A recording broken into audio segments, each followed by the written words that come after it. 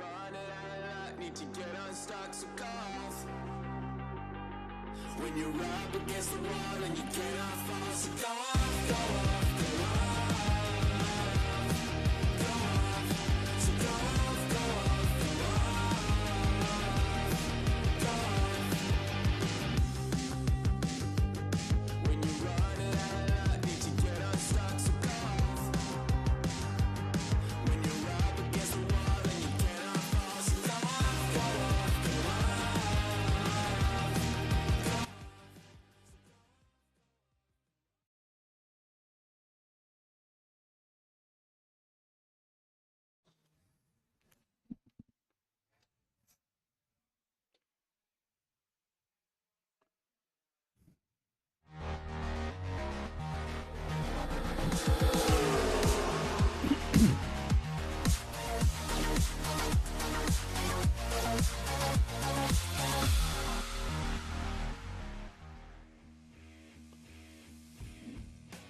Just outside of downtown Portland, off the banks of the Columbia River, and in the shadow of majestic Mount Hood, sits the 1.9-mile road course known as Portland International Raceway.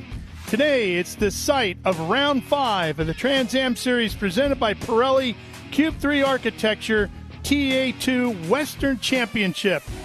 Hi, everybody. Ralph Shaheen here with you alongside the president of the Trans Am Series, Andy Lally. And Andy, yesterday we had round 4 here, part of a doubleheader weekend here at Portland International Raceway.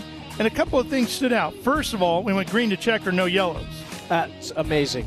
First time all Makes you very happy. Yes, that definitely makes me very happy. A lot less to talk about in the truck with Tim Richter and Ernie post-race, but certainly an excellent race. A good mix between our TA Cup battle that we had out here and our TA2 winners. So it was a good battle, great podium. For a great day for our single car teams out here. That was the second thing that jumped out at me. The single car teams, we're used to seeing many of these bigger organizations coming in with 7, 8 cars in their stable and dominating the front of the field, but single car teams did exceptionally well yesterday. Yeah, and I don't want to take anything away from what our bigger organizations do and can provide for their customers and whatnot. They do a great job, but it just goes to show you that with a good effort, you can be a single-car team here, show up, and with a lot of elbow grease and effort and a good driving talent, you can go to the front here. We saw that yesterday with Brody Goebel doing a great job going pole and then flag to flag on that win, followed home closely there by Kelly and by Moore, smaller, another tiny single-car team there, and then a two-car team there. So it's really, really good to see. I think we're going to be a little mixed up on the grid. Our winners are first, fifth. Our podium yesterday is starting first, fifth, and ninth today, respectively. So I think we'll have some new faces up front again. We saw it mixed up a bit yesterday, and I think absolutely similar weather to yesterday. We're going to have another good battle on our hands. Yeah, nothing but bright sunshine, some warm temperatures, and we should have a great day for racing here at Portland International Raceway. We're going to take a quick break and step away, but we'll be back with our fan walk and introduce you to some of the teams, show you the cars up close, and talk about some of the drivers with Ben Sissel when we return to Portland.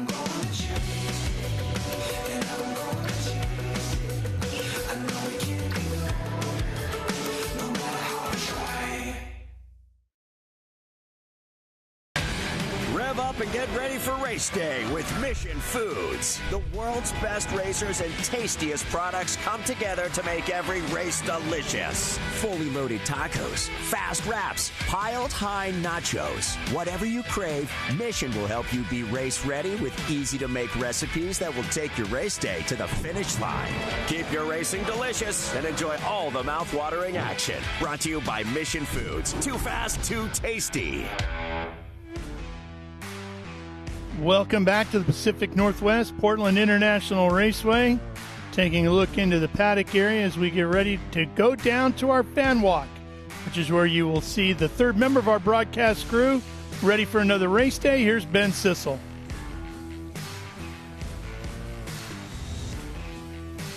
Tell me when. Okay. Are they on? Oh. Well, here we are at the PIR Speed Tour for the fan walk with the Cube 3 Architecture TA2 Series, but also TA Cup and XGT car. We had a race yesterday, so basically the qualifying that you see here is based on everybody's fastest lap yesterday. Most everybody should be on these Pirelli P0 sticker tires. So the winner of the race in Cube 3 Architecture TA2 Series and fastest lap, Brody Goebel, his home track. How you feeling? Perfect weather. You couldn't ask for anything better than this. I mean, everything's go right now, right? So everything's perfect. Weather's great. Feeling good. Obviously, you can't predict what's going to happen mechanically, but everything that we can control, I think the boys have been on the car all late last night. We actually didn't go out for practice this morning just to make sure that everything was tight, perfect, and had a little bit extra time with the car. So hopefully all good, and yeah, put my head down and hopefully do it all over again. Nice. Hopes to do it all over again. Then we come over here, Jack Perkins, all the way from Melbourne, Australia. And Jack has had a rough weekend. Obviously very fast, qualified P2 with his fastest times, but had basically a melted wiring loom yesterday. So how you feeling about today? Yeah, well, it's a new day, so obviously we got the second fastest lap of the race, which has given us a front row starting spot. So we're put yesterday and Friday behind us, and we'll just put our best foot forward in this one and see if we can run good. I know it was a big effort to get you here. I've made the flight from here to Melbourne. So you want to talk about some sponsors and thank them for bringing you here? Yeah, I mean, obviously coming all the way from Melbourne, it's a long trip. And I was just telling the guys from the team it's a long trip home out of LA tonight. But obviously really grateful for the opportunities that have been presented to me from a sponsor, starting with Shaw and Partners Financial Services, obviously the main sponsor. Thanks to Earl and the team. Earl's in Singapore at the moment, hopefully tuning in. So thank you, buddy. We'll hopefully put on a good show today. And then the rest of our sponsor group's been fantastic. Express Fleet, Southern Cross Truck Rentals, Castrol. Who else have we got on the car? TLC Auto Centre, Fits and Performance Gearboxes.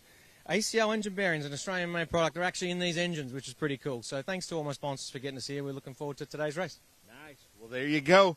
Jack going out there in this Toyota Camry with Nitro Motorsports. That should be a lot of fun to watch. Last year's champion, qualifying a little bit better than he did yesterday. Michael LaPaglia, are you starting fourth right now? I am, yeah, fourth place, fourth quickest yesterday in race one, so that's how they grade us today. Nice. And how are you feeling about today? I feel good. I got a little bit more time, obviously completing race one yesterday, so a lot of laps under my belt. I kind of seem to get a little quicker as the weekend goes on.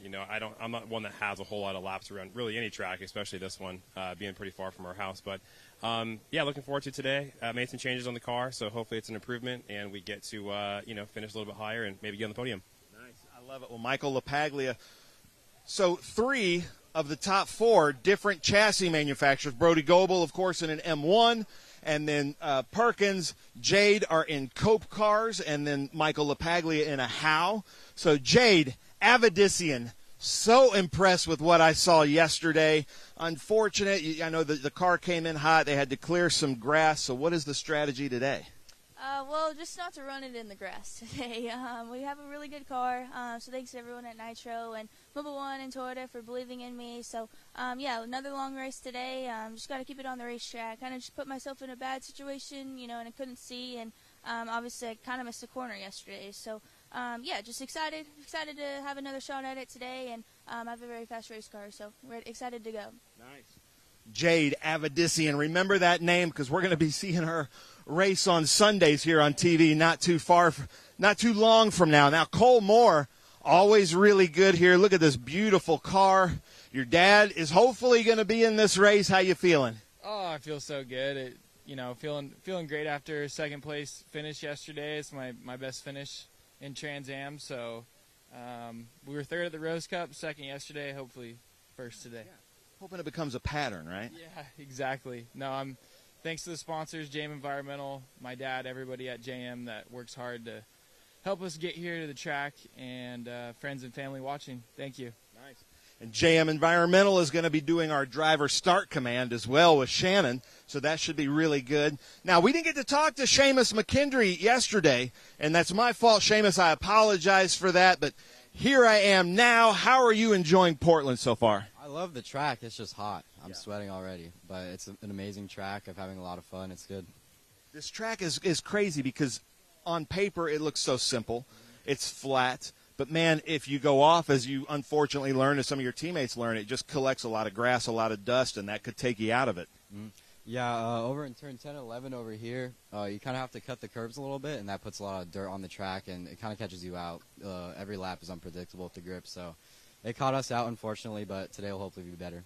Yeah, I've heard it's a 100-mile race, 51 laps, but I've heard that every lap the conditions change on the track just from dirt coming up or where people are putting their tires down and the rubbers down. So are you finding that to be true? Yeah, it's definitely true. It changes every lap. It's a little difficult, but it'll be fun.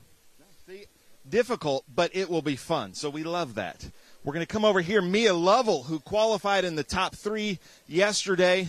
Didn't get to speak to you too long, Mia, but we've got a lot of Mia fans here. How do you like being here at Portland? Oh, I'm having so much fun. We're rolling off 8th today, but we've got a really fast car, so I'm really excited to race forward, and that's what it's all about, is just racing. So excited to go through the pack. So I know, like any good race car driver, you're hard on yourself. I'm sure you were watching yesterday's video. Anything that you learned that you're okay with putting out there? Yeah, yesterday I made a mistake early in the race, drove off the track. But, yeah, we kind of had a recovery. We ended up finishing 6th yesterday. But, yeah, just took what I learned from yesterday and going to apply that today in today's race. Nice. I love it. Well, Mia Lovell, good luck out there representing Nitro Motorsports and this Toyota Camry. Always has so much fun at the track. Love having her in the paddock. As a skateboard fan, I love having her in the paddock. I'm going to interrupt right here. We've got one of our great marketing partners, sponsors here, Michael with Next Gen. So are you enjoying Portland International Raceway? I'm telling you, I didn't realize that Portland International Raceway is actually a city park. The people that live in Portland are actually supporting racing in a way that no other city I think we've ever been in has. And, man, what a beautiful day, what great weather, and what a great day for a race. Nice. How about that? So tell us a little bit about Next Gen. So, obviously, when you have a great day like this, you want to have a great-looking car, and that's what Next Gen does. We sell the most powerful detailing products on earth. So every one of these cars out here, you'll not only see our logo down on the rocker panel, but we make sure that every team is stocked with our products so that their cars look good and maybe even shave a little bit of time off that lap by having an ultra-hydrophobic slick finish on the vehicle. Nice. Well, you just said words that I don't even know what they mean. So hopefully you do. You're the scientist. Kyle Kelly in this new, what I call Barbie car. How you feeling? Feeling pretty good. So the sun's come out, so I think it's going to be a good day, good track. So we'll see what happens. You going to put some next-gen products on your car so they can hyperbolically go faster? I tell you what, I already use them on all my street cars. Nice. So, it works out real well, and love all the touchless sprays and all that stuff. So, yeah, why not? Walked up on us while we've been talking. You're going to notice the front of Kyle's car, it's missing something. Okay. There's no logo on that hood. COTA, keep an eye out. It's going to be a next-gen vehicle. Nice. I like that. Well, that's fun. Yeah, that's right. Little inside news there. So, welcome to the party. I love it. I love it. So, no fan walk would be complete without talking to Paula about this Barbie car. And give us the first taste of this really weird noise that you make. Oh, my God. I can't. I'm not ready. You got to be professional. Come on, give it to us. You got some fans here. Oh, no. Okay. We are live, Paula. Yeah, I know. That's the problem. There we go. We finally got it. Just a little bicycle horn. That was a lot of anticipation for almost nothing. So that was underwhelming, Paula. Tim Carroll in this orange car. Now, Tim, you know I like my awkward questions. Oh, let's do it. It seems like, and I even asked some of your crew, I know that you went off and you were running good times, but once you go off like that, is that just so frustrating, knowing you've got a fast car, but, you know, you've just kind of lost a little bit of time there? Yeah, I think for myself, like when we went off, like it's frustrating for us and the crew and everybody, and then like, all right, so then just shake the dust off literally and then put your head down and try to get back to the front again. Nice. Is that tough to do? That's got to be tough to do when the heat is on high in your head to not kind of overdrive the car. Yeah, because that's actually what we did yesterday. We got in our own way a little bit with the brakes and kept fighting brake challenges all day. But once we got through the brake challenges at the end of the race, when somebody said stop with the brakes, and then we started doing better with the brakes. All right. Well, that's good. See?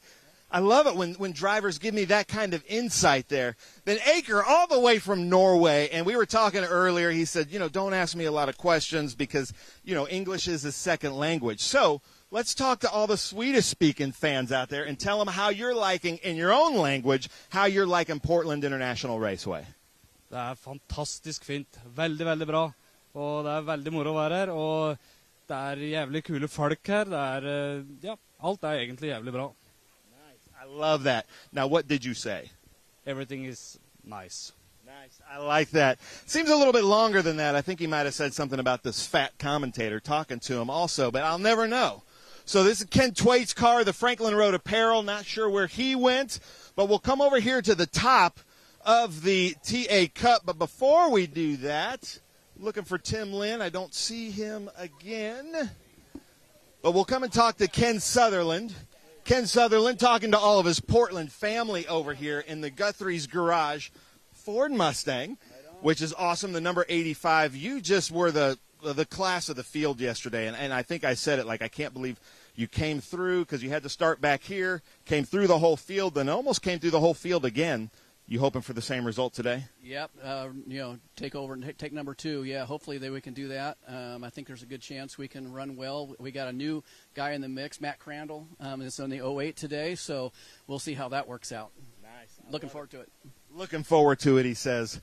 Then we're going to come over here and talk to the Cowboy, John Moore, because he has had some drama lately. John Moore, always really, really fast. And, John, I hate to be this offensive, but I thought you would be faster yesterday. Then I spoke to you afterwards, and you thought you were down on power. So what has the team had to do? Well, we were down on power, so we switched the motor last night.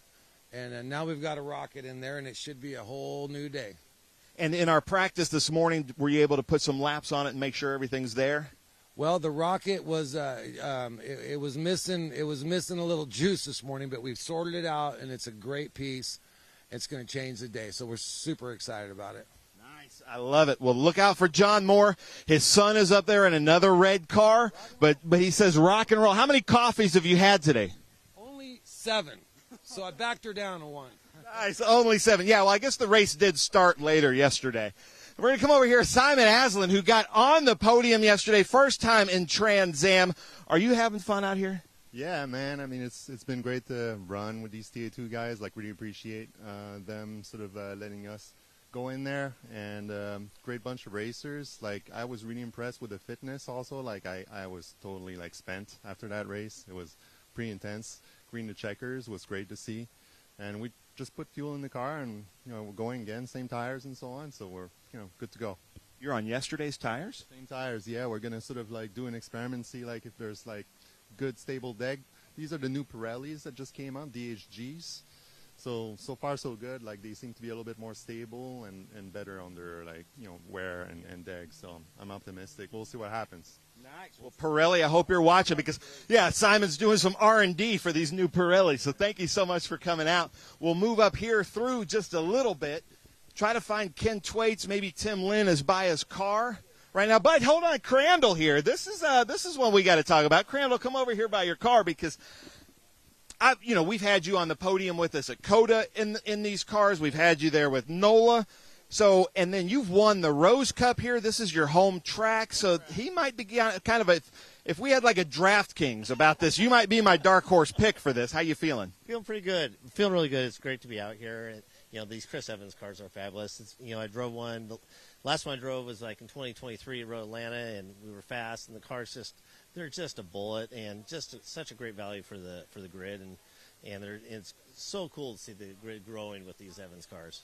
Yeah, unbelievable. And then you're actually in Chris Evans' car. Chris's car. Yeah, Chris asked me yesterday, hey, why don't you jump back in that thing? And so here we are. Nice. I love it. Well, good luck out there at his home track. So watch for he and John Moore to really move up through the field. Ken Thwaites brought another driver suit with him, so that's pretty smart. How you feeling about your second race at Portland? I'm feeling pretty good. We kind of had a transmission problem in race 1, and we got that fixed. And went out on the track this morning, and, hey, we're all good to go. So who knows? Maybe we'll win one today. Let's go. Nice. How about that? So Ken Thwaites with Franklin Road Apparel, franklinroad.com. This is going to be a really fun race. Now, unfortunately, Patrick Paul, who was very good yesterday in the white number 34, got a call from work that he's got to be at work Monday. He's not here. Cole Boudreau in the number 88 TA car, who had so much fun his first time, he also had to leave, so not sure what happened there. But, ladies and gentlemen, we're about to do the invocation here with Bill Knox. We've got Tim Lynn over here in this beautiful Hoonicorn car, and Bill Knox, if we'll get you to come on over here to deliver our invocation. So Bill Knox with Road Race Ministries, he's been all over the place all weekend, bringing the cars in. He's one of our grid officials. I think you need me to hold your clipboard. You okay? Because you got 2 mics there. So Bill Knox, Road Race Ministries, take it away for our invocation, please. If you'll join me in prayer. Heavenly Father, as we come to you today in prayer, Father, we give you all the praise for this glorious day that you provided for us and our ability to be here doing what we truly, truly love. And Father, now we ask that you wrap your almighty hands around this facility, Father, that you keep everyone here, keep them all safe. The drivers, the crews, the officials, the corner workers, the EMS. Hold them tight, Father, and keep them safe. And finally, Father, we ask that you bless our first responders, our police, and our military, Father, that they too, Father, can come home to be with their families. In your Son's most honored and holy name we pray. Amen. Nice. Here you go. Amen. Yeah, let me give you this. And then also your sunglasses. Ladies and gentlemen, you are in for a special treat. Annika was here with us yesterday to sing the national anthem. Annika Holand, unbelievable, beautiful voice. Take both mics if you don't mind. And then if you will bow your heads and remove your hats, please, or look at the flag. Annika, take it away. Oh, say, can you see by the dawn's early light what so proudly we hailed at the twilight's last gleaming, whose broad stripes and bright stars through the perilous fight o'er the ramparts we watched were so gallantly streaming, and the rocket's red glare, the bombs bursting in air, gave proof through the night that our flag was still there.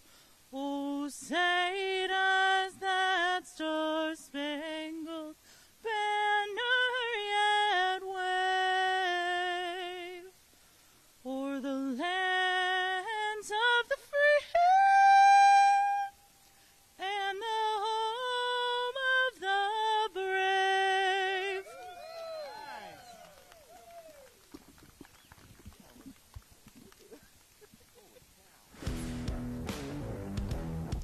All right, well done. Beautiful sunny day here on this Sunday afternoon here in Portland. We are that much closer to firing up the engines and going racing here with round 5, the Trans Am Series presented by Pirelli Western Championship. So stay with us. We'll be right back to fire up the engines.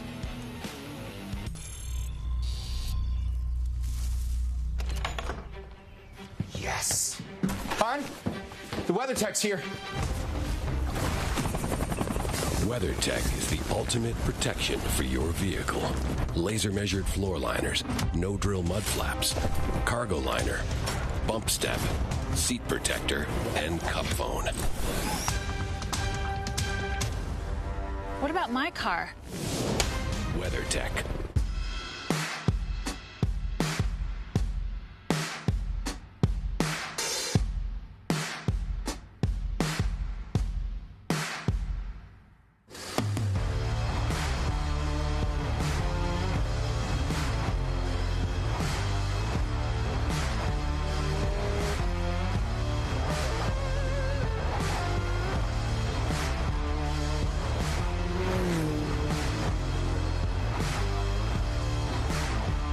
Hawk Performance packs 100 years of friction dynamics into every product. Backed by Carlisle Brake and Friction, the world's premier innovator of industrial brake and friction components, Hawk leverages R&D tools and motorsports experience to deliver uncompromising performance on the street. There's no reason to settle for less. Choose pads that are race-proven and street-legal. Find the Hawk Performance brake dealer near you at hawkperformance.com.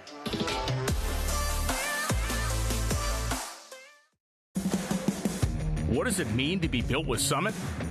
It means you're hitting the autocross, drag strip, road course, trail, dirt, or open road with confidence.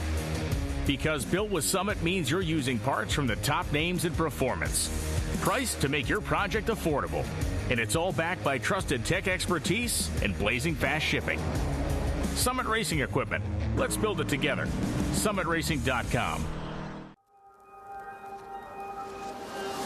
How good is this? Look at this view from Losowski.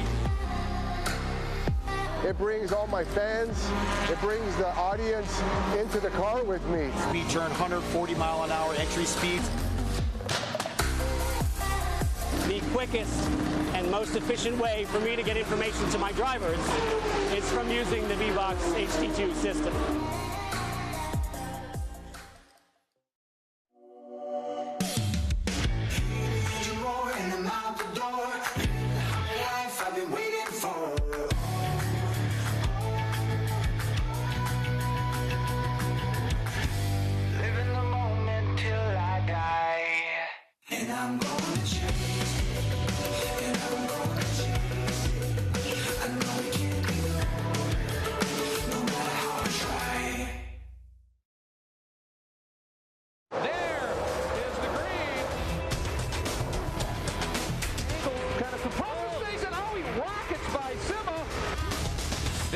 Said. One of the ways you overtake here at Sebring is really good in the braking zone, like this one right here. Both go around. There's the green. We are back and at it. Watch this. Oh, Lagarde, Miller,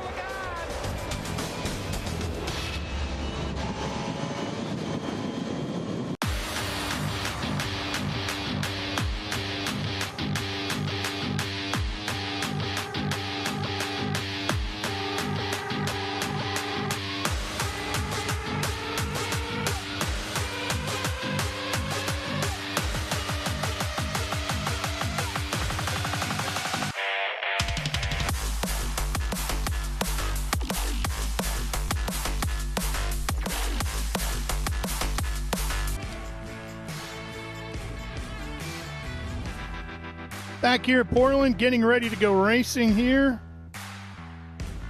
Just have to fire the engines up and get a pace lap or two in, and we will be ready to go green. And we have multiple classes here too, Andy, that we're going to be running. Yeah, we've got a good mix here. We've got our TA2s, our biggest field, our TA Cup, which is very, very.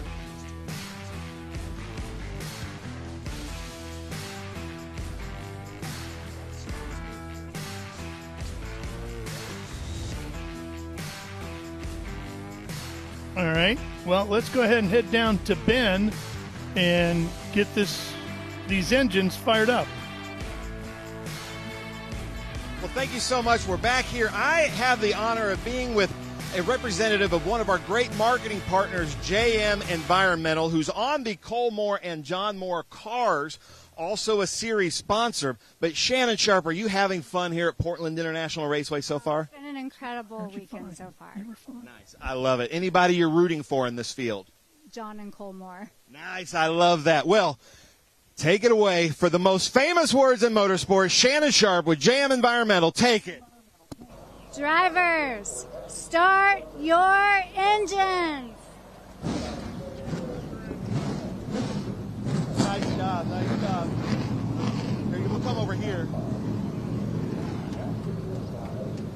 All right, nice job, Shannon. Those engines have come to life, and we are getting ready to go now. So let's go ahead and take one more quick break so we can get some more business handled, and we can show you all the green flag racing once we get underway. So we'll be right back for more here at Portland. Rev up and get ready for race day with Mission Foods. The world's best racers and tastiest products come together to make every race delicious. Fully loaded tacos, fast wraps, piled high nachos. Whatever you crave, Mission will help you be race ready with easy-to-make recipes that will take your race day to the finish line. Keep your racing delicious and enjoy all the mouth-watering action. Brought to you by Mission Foods. Too fast, too tasty.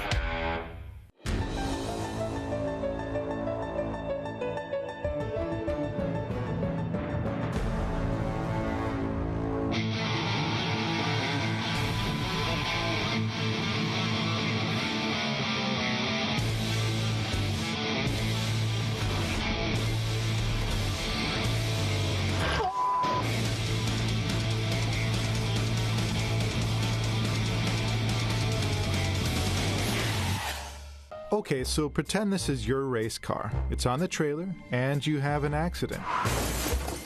Ouch! At least your truck's insurance will pay for another one?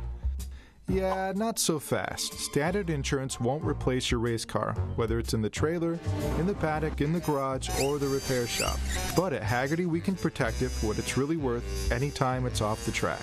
No matter what or where you race, all for less than a set of race tires. Haggerty, let's drive together.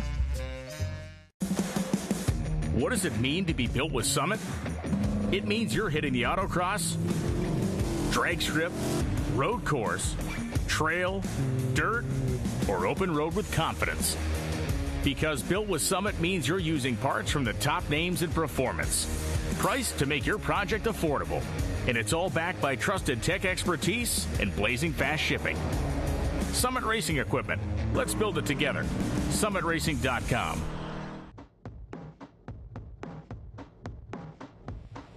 Well, the cars are out rolling around for 2 pace laps on the 1.9 miles that make up Portland International Raceway. There you see them working their way over to turn number 7. Andy, boy, this is such a tricky corner here. Slowest corner on the racetrack, but boy, it's hard to get it right. Most annoying corner on the racetrack. Yeah. You've got a big wide arc in, and then it tightens up as you're leading onto your long back straightaway here. Super important to get to power early, get to full throttle sooner than the guy in front of you to make that pass. And for drivers coming into and out of this corner, it's super easy to lock that inside right front brake up and carry it into the apex. This is the next section I wanted you to talk about. Coming in here to 9 and 10. So a lot of drivers having issues over there, actually clogging up air ducts with dirt. So the curbing into the chicane is very narrow.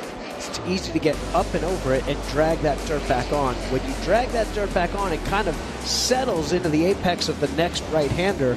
And for the person trailing behind you, when they come through their full chat and they run through that dust, it's easy for them to then continue on that diagonal motion and not make the entry to turn 12. So we saw a lot of that yesterday, and it's not so much the dirt that jams up the radiators there, but you slide through the dirt and then catch some of those blades of grass, clog up that radiator, and then you've got 1, maybe 2 laps of driving before we're seeing 225, 230, and these drivers have to hit pit lane and get the crew to clean off that grill here. Yeah, that was a problem for Mia Lovell yesterday, and for Jade Evadisian.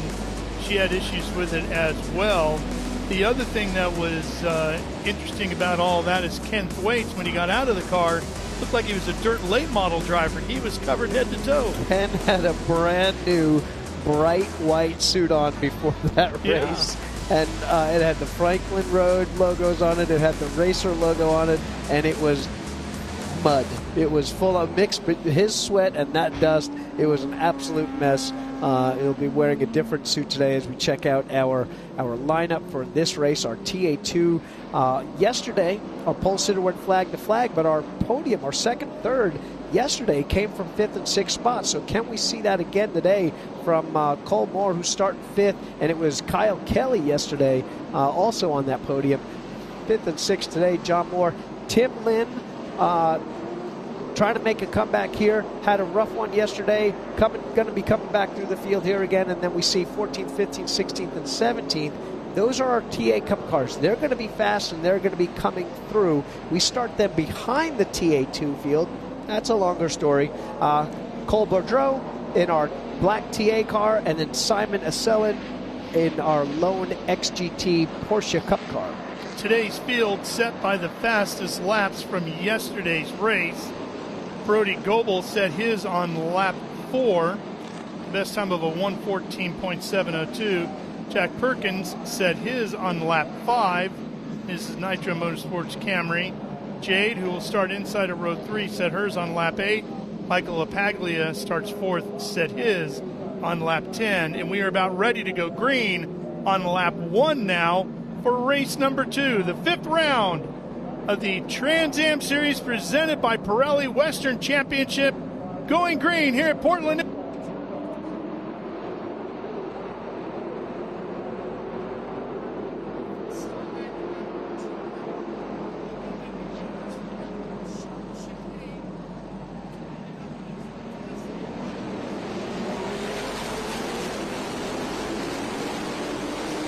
LaPaglia jumping from 4th to 3rd there over Jade.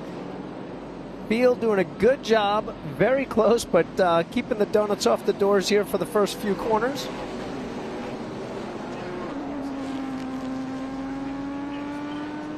Mechanical gremlins that he's been dealing with. So he sits here in second. He's been very quick. As we said, he ran a 1:14.9 on lap 5, put him in the second qualifying spot for today's race. So we know he can do it. It's just getting the car to last for him this afternoon. Yes, for a driver that's got so few laps at this racetrack, it's a very impressive time. Jade now moving to the outside of turn 10. They'll be side by side with LaPaglia as we're coming in here. JC Monet and Lynn, that's exactly what I was talking about right there. Lynn jumps the curb there, and we see a little bit of dirt on the exit there. We might have had a bit of misfortune there. We see Barry Bowes to the inside, making it, we're going to go three wide here. Headed down to turn number 1. This front straightaway at Portland is so wide, you can easily do 3, 4, and even 5 wide. Oh, LaPaglia gets off in the Shelton chicane. To explain a little bit of LaPaglia's move right there, if you miss the chicane, you have to come down to our stop sign, come to a complete stop, and get rolling again. Not sure if he actually got to a complete stop. He was off camera there, but rejoined here, safe and sound. We still got 50 more laps to go on top of that, but definitely not the way he wants to start this one here. Yeah, he had begun this race with a great starting spot from 4th, jumped to 3rd, got in front of Jade, and then the guy who finished 2nd in the over 30 motocross race here Thursday night at Portland International Raceway, Michael LaPaglia, finds himself now fighting his way up through the pack. Man, we are all bunched up down this back straightaway right here, nose to tail. These guys fighting for a lot of real estate in this opening lap here. They try to make up as much ground as they can before these tires get to peak temp, and everybody sort of levels off here. Looks like Brody and Perkins starting to open up a little bit of a gap over Jade. About 3 seconds between Perkins and Jade, and Perkins less than a second behind Goebel. Here's Bowes. Bowes slamming the door there. He's in that kind of, what do you call that, aqua blue? Yeah, it's a little bit of Homestead aqua bluish looking thing, like a little Miami Dolphins fan going on. Nose to tail with Seamus there. They're getting aggressive very early there. Both of those drivers very aggressive. And Mia, also not one that's afraid to mix it up here. No. The 3 of these drivers could easily turn this into an exciting show just on their own. That's 5th, 6th, and 7th with Mia Lovell in the bright red Nitro Motorsports machine. and then she's got Kelly behind her. Kelly, one of those single-car teams that ran very well yesterday. Yeah, really solid podium finish for Kelly yesterday in third. It's a great run, great show by one of our smaller teams here, showing that they can come out here, be successful in Trans Am. Barry Bowes kicking up dirt on each side. Well, and he needs a really good run here today because he had a horrific day yesterday mechanically, and that cost him a lot of points.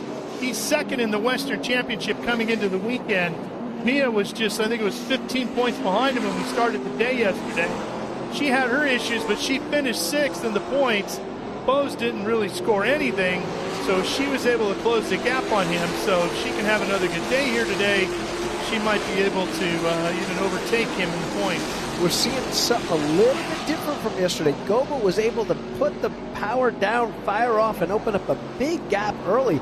Perkins is doing a great job of holding on here, and Avedisian has set fast laps so far already. So once Jade got sorted and solidly into third, she's actually closing the gap here a good bit. So we've got a good three-way battle for the lead here as we see the rest of the field, 4th, 5th, 6th on back in a freight train on their way down to the chicane. 10, 11, 12 here to finish off lap 3. Still 48 laps remaining in this race. And don't forget, this is Jade Avedisian.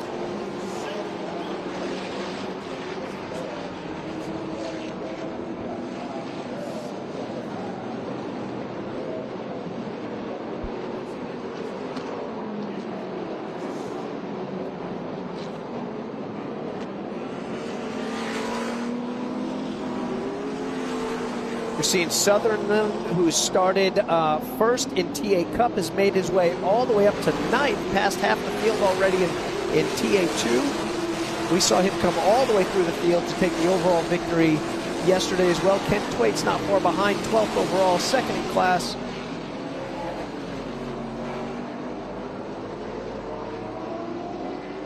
Brody putting a fight for second right there with Jade closing in on Perkins. And you know the interesting thing about Jack Perkins, his dad Larry is arguably a national hero in Australia with 6 wins at the Bathurst 1000. Second all-time in wins at Bathurst, ran some Formula One races, did a wide variety of racing throughout his career, and now young Jack here taking the family name back, hopefully onto the top step of the podium. Very solid here. Jack was telling me that he's looking to do his 20th 1,000 this coming year. Obviously, family history at that amazing track in Australia. And venturing here is he's got some NASCAR goals in the future here. Yeah, he's racing for Joe Gibbs Racing, competed Chicago street race a couple of weeks ago, and he will be right back here at Portland for the Xfinity Series event coming up. I think that's in August. Yeah, coming up here soon. Yeah, he's here to get some track time, have some fun in TA2 cars. These cars do run in Australia, something very, very, very similar, mainly the Howe chassis down there. But so he's familiar with this series and this kind of racing here, wanting to get to Portland. And the most similar thing that you can put yourself in as a driver to get ready for some NASCAR road racing are these TA2 cars. And another driver that hopes to be very active on Saturdays, giving him fits from third right there, Jade Avedisian, who's in the Toyota Driver Development Program, an outstanding midget racer, first female to win a midget national championship when she won the Extreme Outlaws Midget Championship. She's had great success at the famed Chili Bowl, had a nasty wreck a year or so ago that she recovered from. Now she's back behind the wheel doing some racing. She's doing it with us here in the Trans Am Series. Side by side into one, we see Sutherland, that is the TA Cup leader, moving to 4th overall as he passes Moore. We've got a good battle with Goebel, Perkins, and Avedisian, and then Moore sort of on his own little island right there in 4th with a good gap to Bowes and McKendry. And of the two Moores, that's Cole Moore in the 99 out of Orangeville, California, in that Moore Motorsport JME Environmental Mustang. He started the race in 6th and ran his fastest lap on lap 11. yesterday. Yeah, up 2 spots already. He was one of the drivers that took advantage of LaPaglia having the issue in turn 1.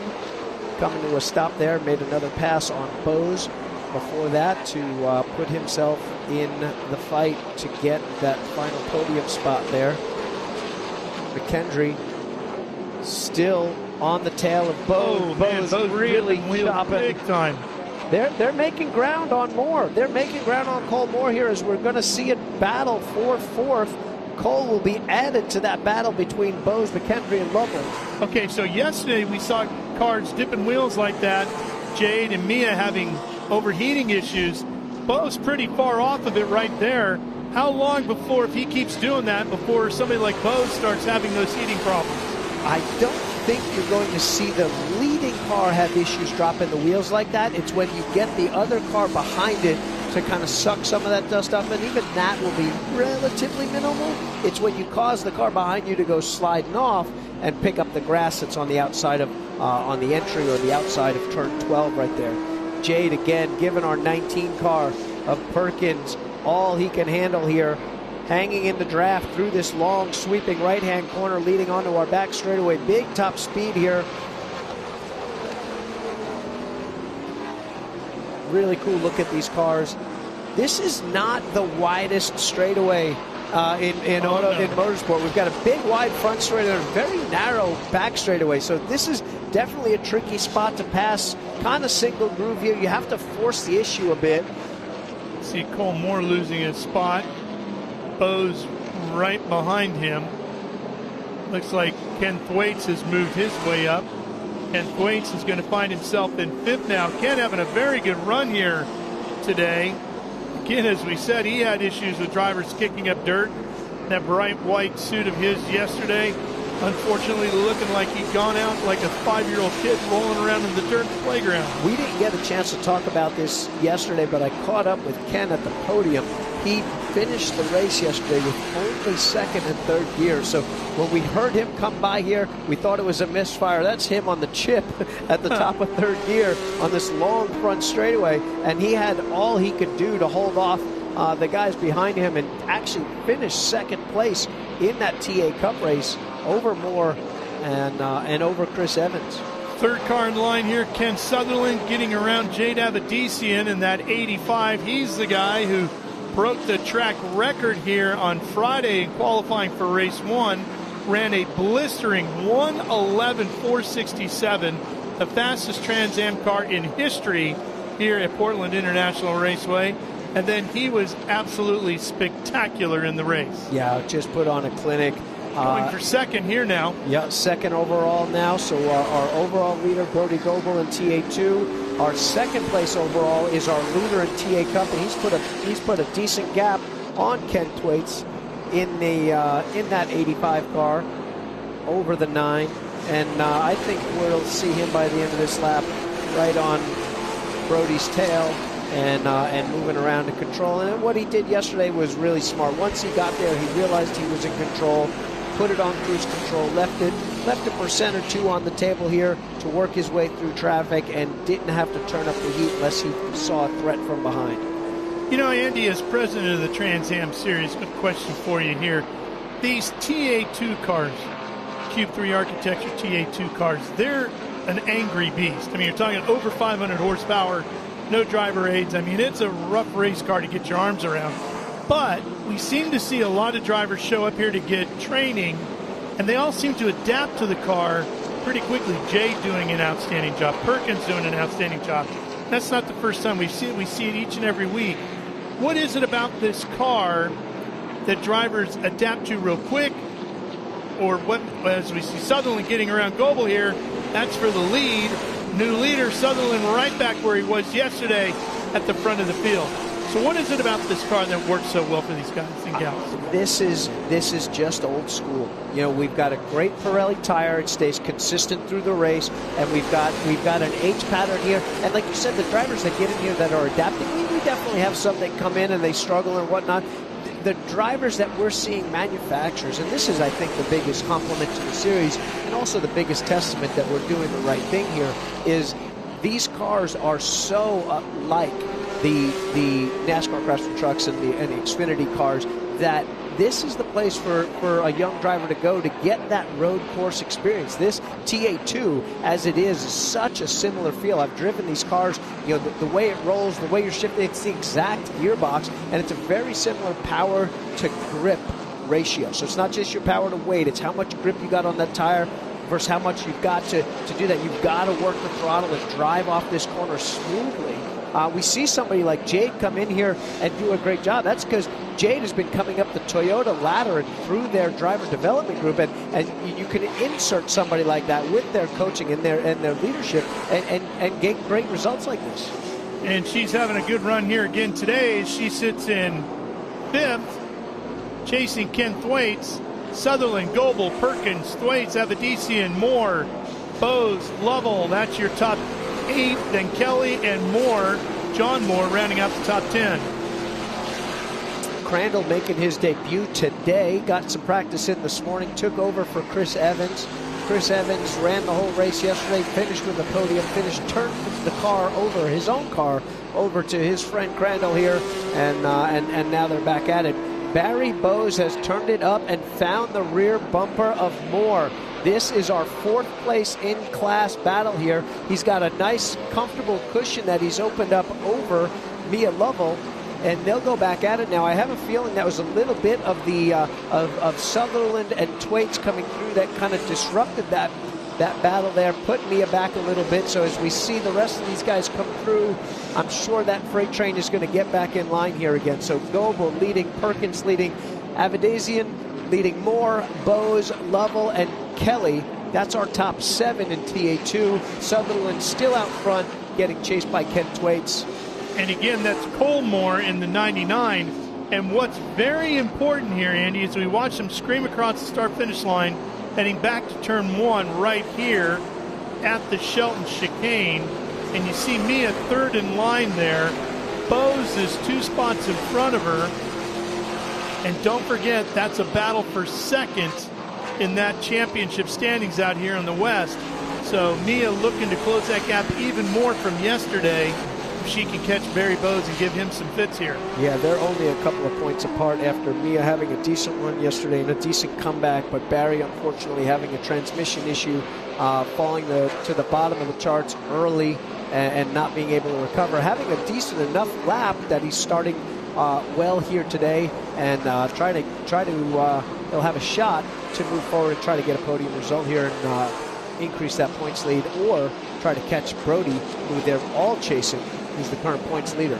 Yeah, right now Bose is 5th in the TA2 category. Mia is 6th.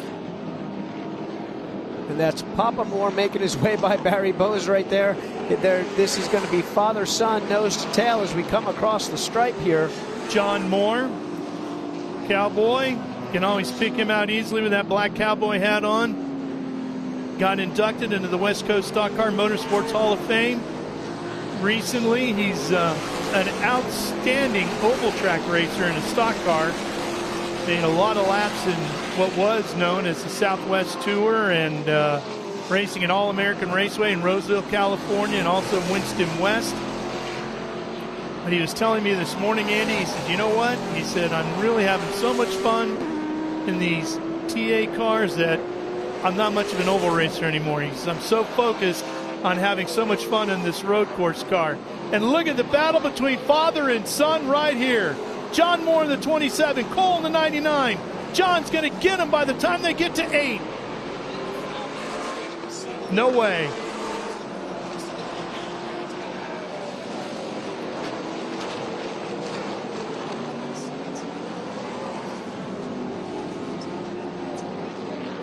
Yeah. Sure does. And guess what? Because Crandall's moving up like that, Barry Bose and Mia Lovell now are bumper to bumper as they come racing down the front straightaway here. Right there. And that's that fight for 2nd in the championship. Turning in there, you see Bose, and there's Mia right behind him. Ben Sissel has joined us up here. I got a text from Jared Odrick as we were in the pre-show here and you were walking around doing your thing. He said, Ben Sissel for president. I'm not sure which president he's trying to replace. I'm down. If Maybe you. But, How do you feel about that? I don't know if Ben's up for it, but we can certainly talk about it, brother. You've been doing a great job out there, and we appreciate you. Everybody appreciates your candor and your personality on pit lane there. It's been a good show as we rejoin here. Barry Bowes trying to make up that ground on Mr. Moore. Lovell in tow. Kelly not far behind here, trying to make up and get to another amazing race as we had yesterday. Another podium in sight for sure. Dig Racing wants to be up there, take home another trophy. And let's update you on the other two categories that we have here with us today. We have the TA Cup cars, and that is Aslan in that car who's leading that event. And we also have the XGT machine, the Porsche of Boudreaux, who's struggling here today. Yeah, Aslan is in the Porsche XGT car. Boudreaux, unfortunately, I think we've had some issues, and he's done for the day. He's done as after well. He had a good time yesterday. Talking to him on the podium, he was thrilled. This was his first ever Trans Am race. He's a short track guy, so the feel in the cockpit might be similar, but while you're sitting still, but once you get going, there's a gigantic difference, and he had quite a steep learning curve. Good for him, though. Glad he came out to join us and had a successful day yesterday. Unfortunately, today, I think hit with some mechanical woes here as we see Ken Twaits blasting on the front straightaway. That means Sutherland is gone. We don't even see the leader right there. Just dipped into the chicane, and the gap is almost 12 seconds now between Sutherland and Twaits.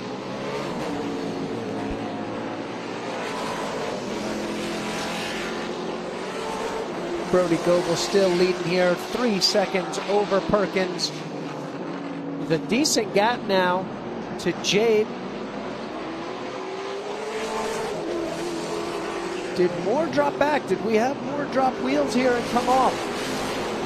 He did. We've got debris in turn 1. Is all the that way down to 11 with John Moore. John Moore dropped all the way to 11th. As Crandall taking advantage of that after just getting practice in this morning. That'll put him into a podium position as he tries to fight his way into top 3 overall. 35 laps remaining. We're only a third of the way into this race.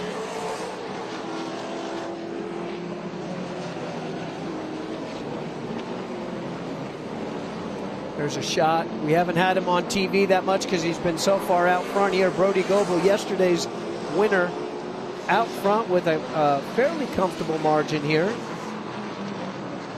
Brody Goebel out of Surrey, British Columbia, Canada, and that Brown Brothers Ford Mustang.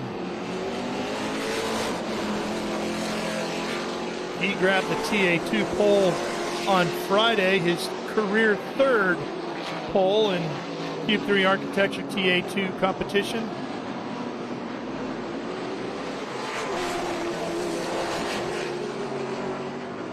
Perkins just about a football field back there, about 100, 150 yards there maybe, so keeping him in sight, keeping him honest.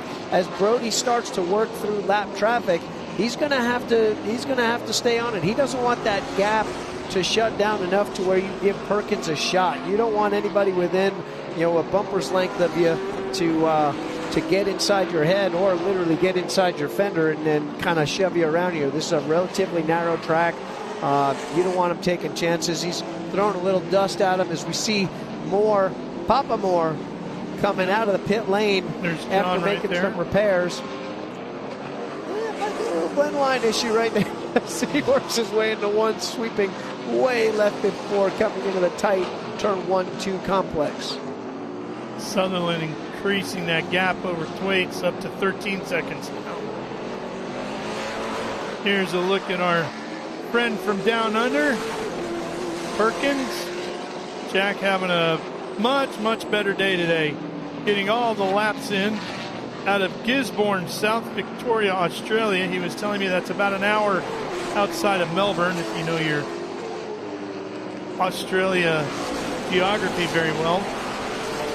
Great place down there. I've been fortunate to visit that area once before. Yep. Castrol on board with him there. Shaw and partners helping him get all the way here. He's trying to do his homework to get ready for some NASCAR racing coming up here. He's coming up on Lynn. He also works as a broadcaster for the Supercar Series for Channel 7 down there. Channel 7, a huge network throughout Australia, similar to our big four here of ABC, CBS, NBC, and Fox.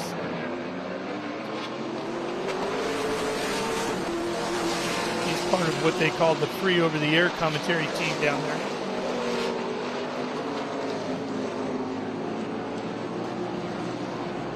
There's Lynn in the 17. He is holding down 15th overall right now. He's in that Ken Block livery number 17. He's got McKendry right behind him. Lynn out of Kentfield, California, that Roof Options Ford. Seems McKendry had to have a problem here. He was on the bumper of Barry Bowes early on. He was having trouble yesterday with the entry to turn 12. He was skipping through this and kicking up a lot of dust and might have just run across the same thing again, unfortunately. Yeah, he hails out of Elizabeth, Colorado. He's driving one of those Nitro Motorsports Fords. But here's the thing, Andy. He had his issues, but he was also quick. On lap 7 yesterday, he ran a 1:15.4, which put him in the 7th qualifying position for today's race. Obviously able to show some speed, knows his way around Portland. Just need to put it all together for 51 straight laps here. Yeah. We're 20 laps in, 31 laps remaining here. Good shot of our overall leader there. Okay, so as a driver, as you said, we're 20 laps in on a warm day here. Not blazing hot. There's a light breeze. It's beautiful if you're a fan. And inside the car, it's going to warm up. So you've worked through that initial sweat, right, where you feel really good and you're like, okay, I'm ready to go. Now all of a sudden you're going, hey, you know what? It's getting a little hot in here. There's a lot of time left. And there's a long way to go.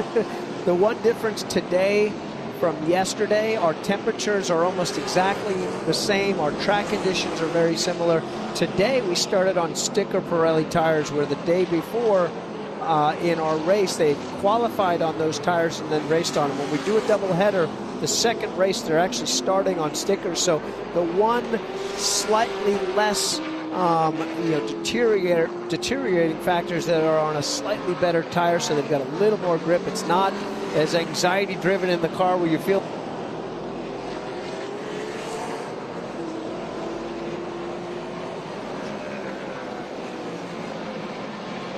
How many laps is that going to buy you? The difference between the fresh stickers and the tires you qualified on. How many, you said it buys you some laps. How much are we talking about? Is it 5, 10, 15 laps or?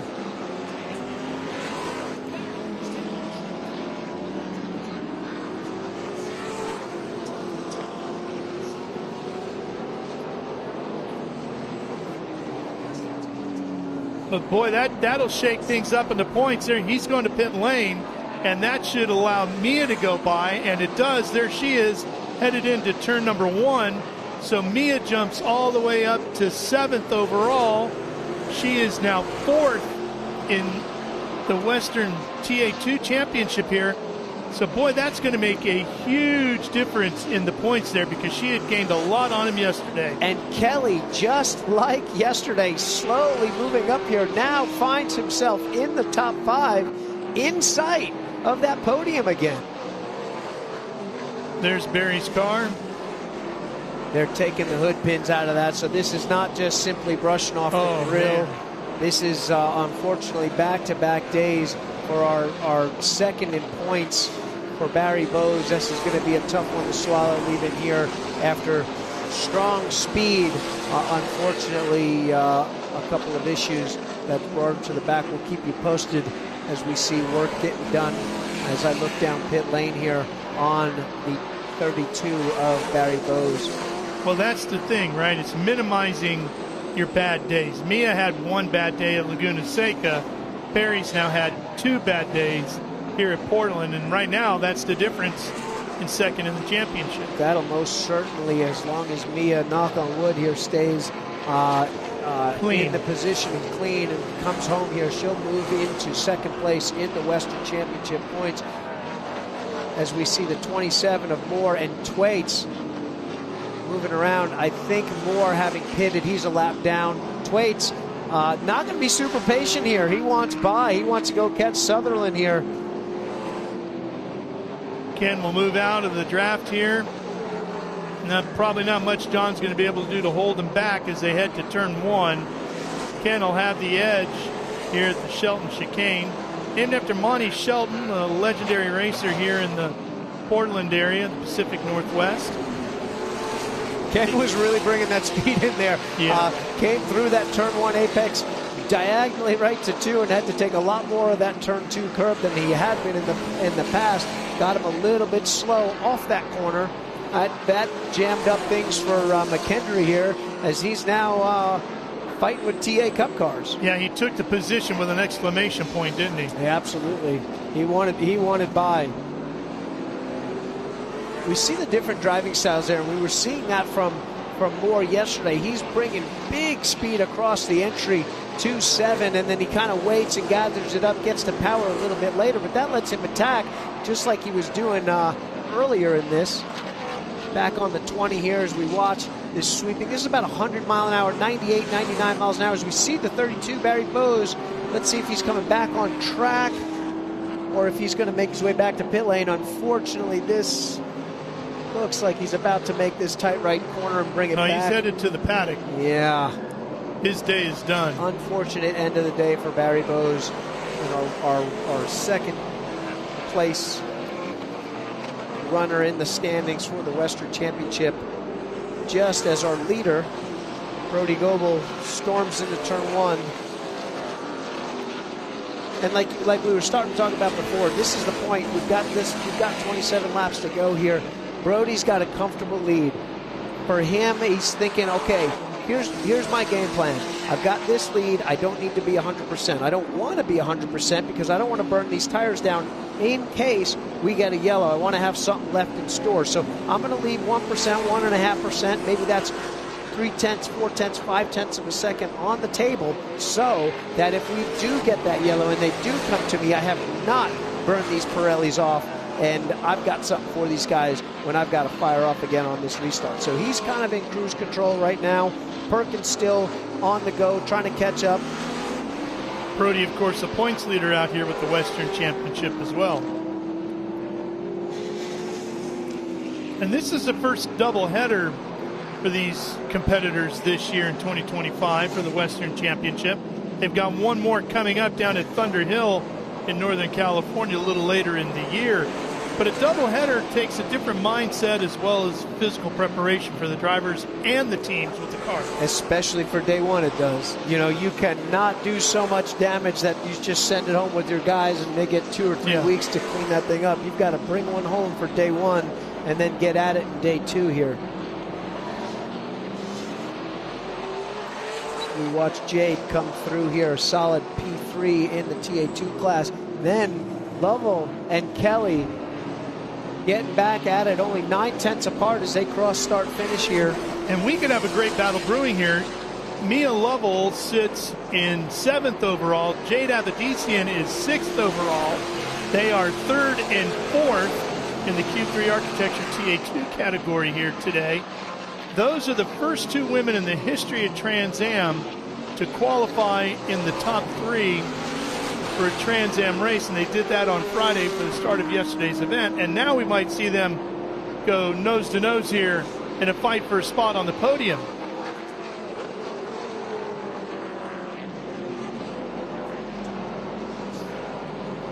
Was a first time.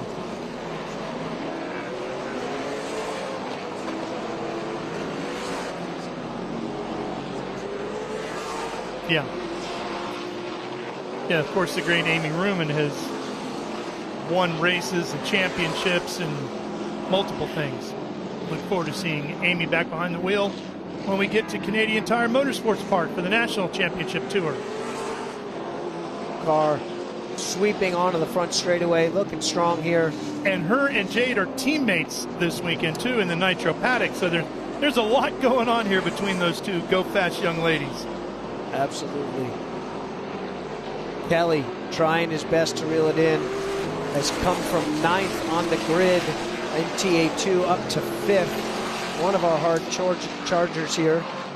Getting to the bumper now of Mia. I think we've got two different kind of cars here where we've got Kelly really strong out of the turn 1-2 chicane and in through 3, 4, 5, obviously 2 here, and then Mia's been very strong. I was watching video of her early on in the weekend, really strong out of 7 and then through the 10, 11, 12 complex here. Yeah, you can see she got a great drive out of 7. So important to get onto this fast back section of the racetrack, sweeping through 8.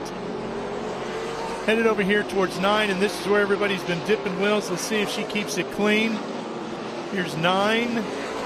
Smooth there. 10, no problems.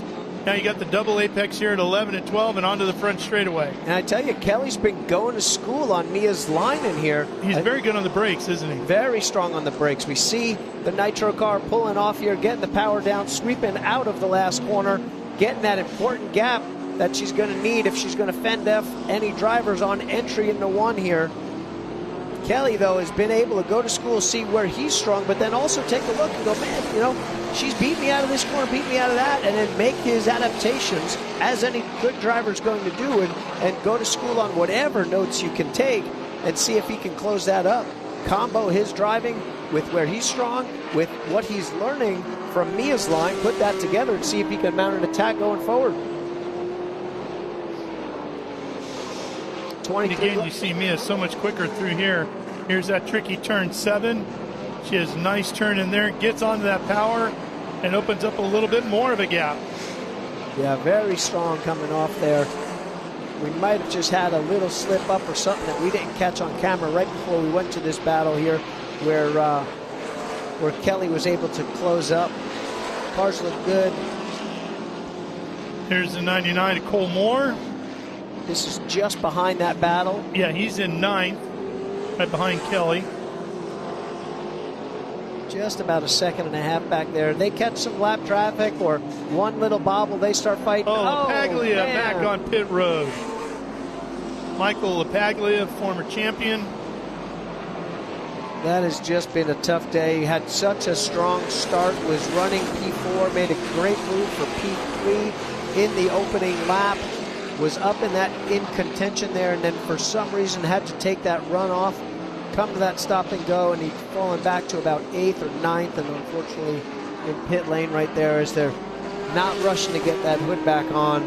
Well, at least he's got a podium in the Thursday night motocross to take. Yeah, that's one to be proud of. I definitely couldn't do that. Former national motocross and supercross star Michael LaPaglia has made the transition over here to road racing and doing a great job with it.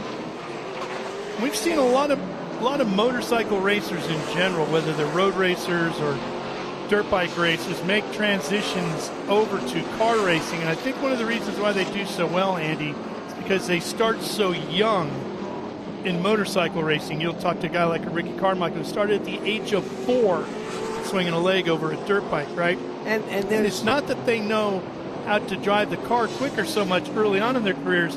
They know how to have race strategy, right? I can't win it in the first corner. Can't win it on the first lap. Save my equipment. They have understandings for all of that. Enough seat time, they figure out how to drive the car. Yeah, plus, I mean, those guys are crazy, period. Yeah, well, there's that, too. There's probably a bit of a safer role to push it even harder when you got a cage and seat belts and all sorts of stuff, and you're not worried about road rash or anything crazy like that going on. Those guys are, insane. Unfortunately, we're seeing Paglia's issues continuing. Tricky days. Jacking up that left side, looking for some sort of problem. We see Mia miss that apex just a tiny bit. I was just about to comment how perfect she'd been through one of the trickiest corners there, probably the most consistent of any of the other drivers. One of our TA Cup cars making his way around. Moore back there. Yeah, that's John Moore, the 27. You'll see that battle right there, coming into 11. That's 11th and 12th, or 10th and 11th, I should say. we haven't seen that Porsche of the number 81 that was selling yet. He is running 10th overall there. Not sure where he's at on I've track. seen him come by our booth. Here he is, right now. Come by our booth right now in the Gilles Villeneuve helmet livery, headed into turn number 1 at the Shelton chicane. All right, Andy, I got 20 laps to go. I've been racing hard. I've had my elbows up all afternoon long. What have I got left in my car? What's gone away from me by this point? Right now, you're starting to lose in the really tight corners on entry. You're starting to lose that front end. You're also starting to have trouble getting the power down coming out of these tight corners.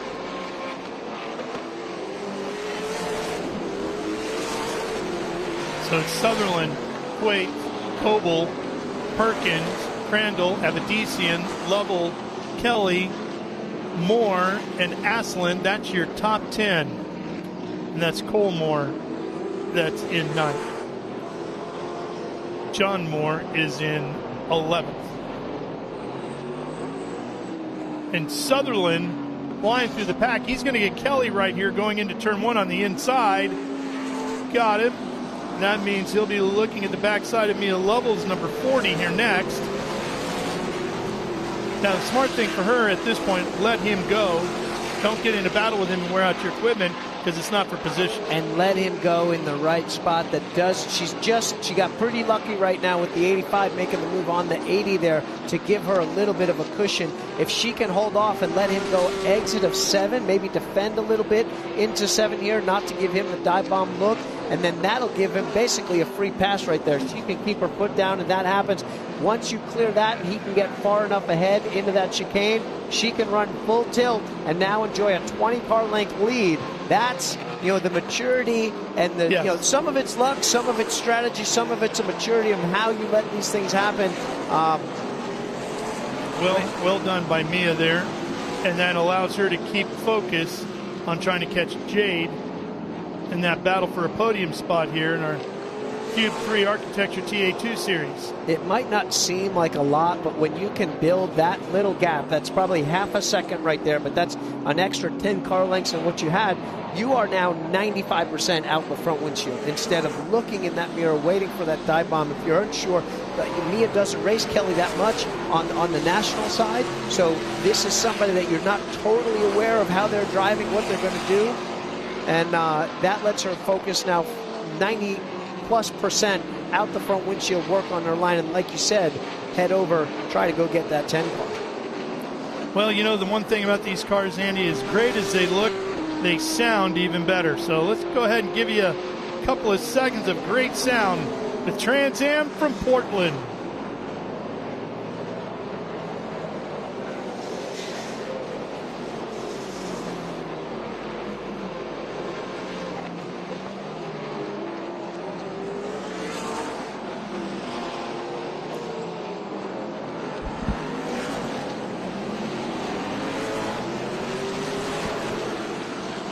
All right, boy, love that. Gets the hair up on your arms, doesn't it?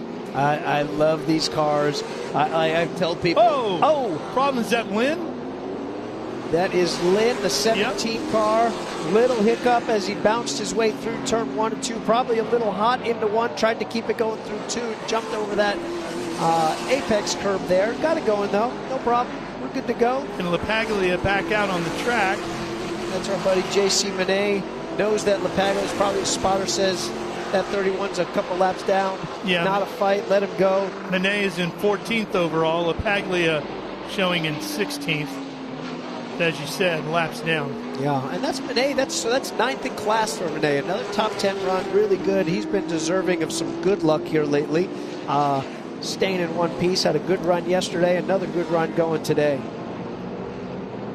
As we close in on the 15 to go mark, what did you like to hear from your spotter at this point to get you encouraged enough? What did you like to hear from your spotter at this point in the race? So I want to hear what my pace is relative to the guys way in front and way behind me. If I'm not directly involved in a battle, if I'm in a battle, leave me the heck alone. Just tell me if the guy's coming or if he's taking a look. But if this is a spot, especially if you're a driver that can easily lose their focus, I need to hear, and for anybody that knows me, they'll laugh about this, I want intervals. I want them down to the 10th.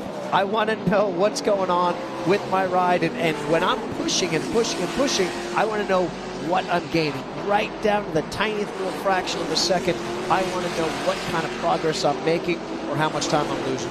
That's what spurs you on. Oh, absolutely. I get motivated. If I'm gaining, I want to know every inch of how much I'm gaining every lap. That lets me do the math in my head, knowing if I've got 16 laps to go and I'm 1.6 seconds behind, I just need to get a 10 a lap to get to that bumper. You know, it's one of those deals where, for me, I'm an information junkie. I want more. I want to understand it. It's not going to mess me up. You give it to me on the straightaways, I'll do the math. In the back of my head, it turns my anxiety down and I can focus on exactly and know exactly what I need to do. That helps me out a ton as we watch Jade Avedisian flow through 10-11 here on her way through turn 12 in that Mobile 1 number 10 Toyota Camry. Looking solid here with a second place run so far. Had a podium run going yesterday, a little bit of bad luck in that exact chicane that we were watching her run through here. Definitely not a driver to lay off. You know, You're never going to get this one. Jade, you'll watch her, what she's run in the past before. It's one of those situations there, and I love a driver like this. I would way rather have to reel someone in than push them off the cliff and say, trust me, you can fly. She knows she can fly. We're getting to that situation where in her career she's just figuring out the subtle little nuances of just how much to push. When a driver starts living that much closer to the edge, right to 100%, you know, there's going to be times earlier in their career where they're going to step over that edge and make a mistake and pay for it. But that's part of how you're never going to be conservative all the way to the top. You're going to have to take chances, and you know, these are the places you end up doing that. So obviously learned a lot yesterday and applying it today with an amazing run here as we're back with Mia Lovell and Kelly close again. We've got something to talk about here with 14 laps remaining. We got a battle for that final podium spot. Now Mia's getting ready. She's going to start doing some Cars Tour races. She's going to be going to Davidson College back in Davidson, North Carolina, a suburb of Charlotte. You probably have heard of Davidson if you're a fan of the Golden State Warriors. That's where Steph Curry went to college and began his very successful basketball career while his dad Dell was playing for the Charlotte Hornets.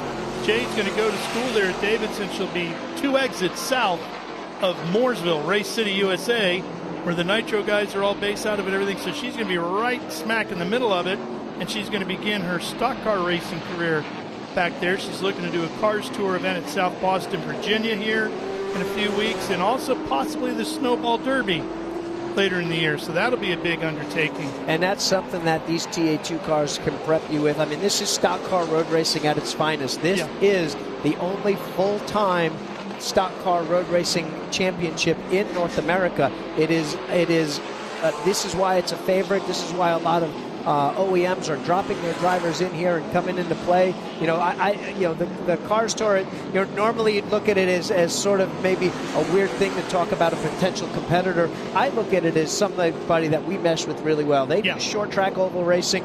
We're all fans of that, and they're fans of road course racing. So this is they kind of complement each other. The way I look at it here, they're a very similar feel behind the wheel, and it lets these drivers jump back and forth, get oval experience, get road course experience. That lets them move another rung or 2 or 3 rungs up the ladder in their chase to either become a NASCAR Cup champion or whatever their goals are. Yeah. So Jade and Mia got to know each other in Toyota's driver development program, running in the GR Cup.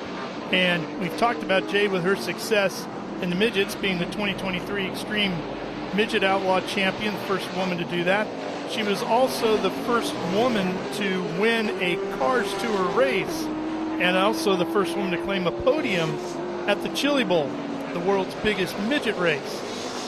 So those two are going to be seeing each other quite a bit on their travels up the ladder to the NASCAR ranks. Yeah, that's something that I talk to a lot of young drivers about in this series at this point. You know, having experienced this, where where I was an up-and-coming driver and whatnot, you almost look at every single driver as adversarial. But you got to think that if you're decent and you're moving up the ladder, there's going to be a smaller and smaller group that you continue to move that up that ladder with. And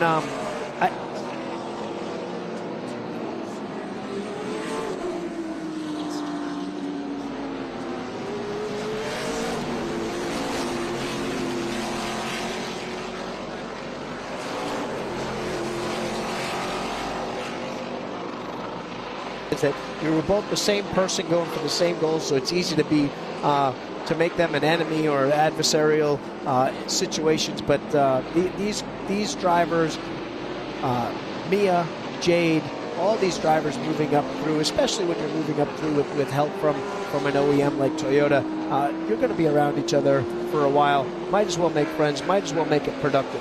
Yeah, I think Jade and Mia are both friendly. I don't know if they're hanging out together necessarily, but they're friendly. They're teammates with Nitro. They're both working with major manufacturers. They know they're going to see each other quite a bit.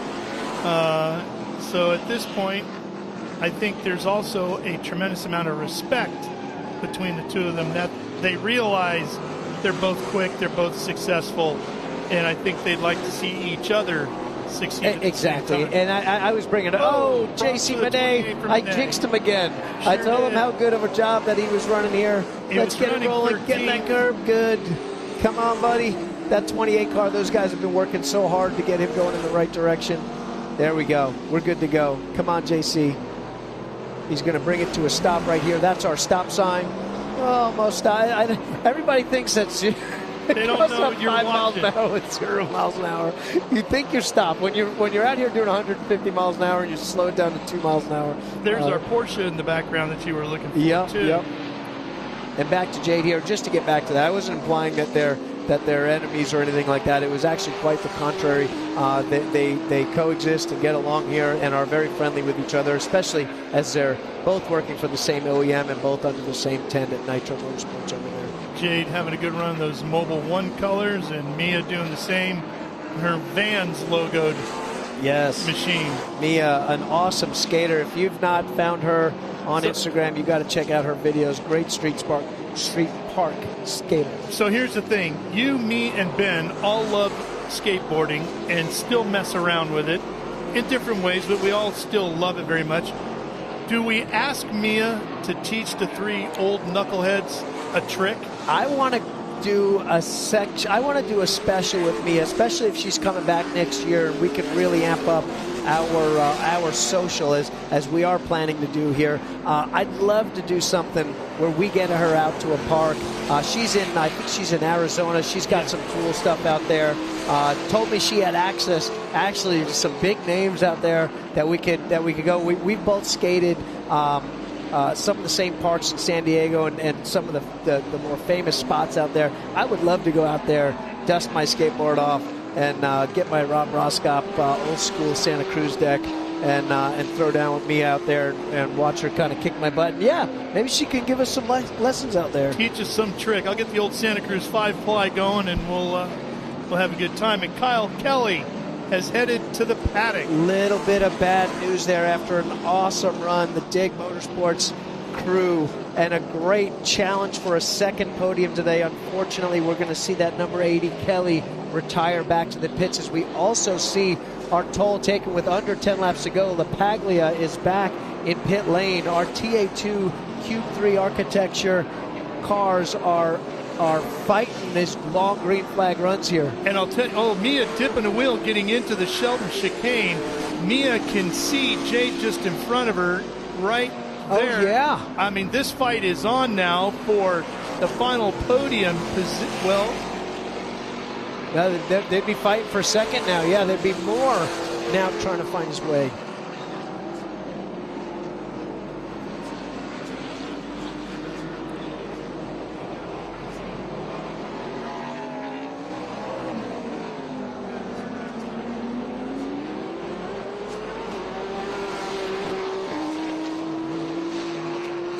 Laps ago, Jade had an 8-second lead on Mia. She's worked it now down to 2.6 seconds with 9 laps remaining.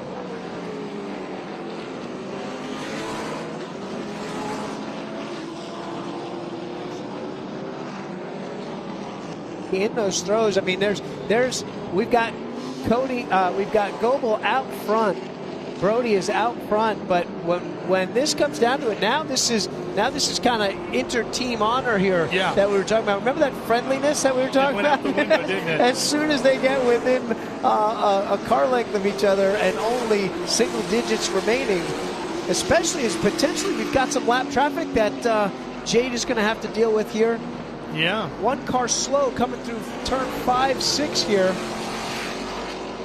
This is a bit of a roll of a dice when you come up into a car that's coming this slow. That's 27 more, having some issues.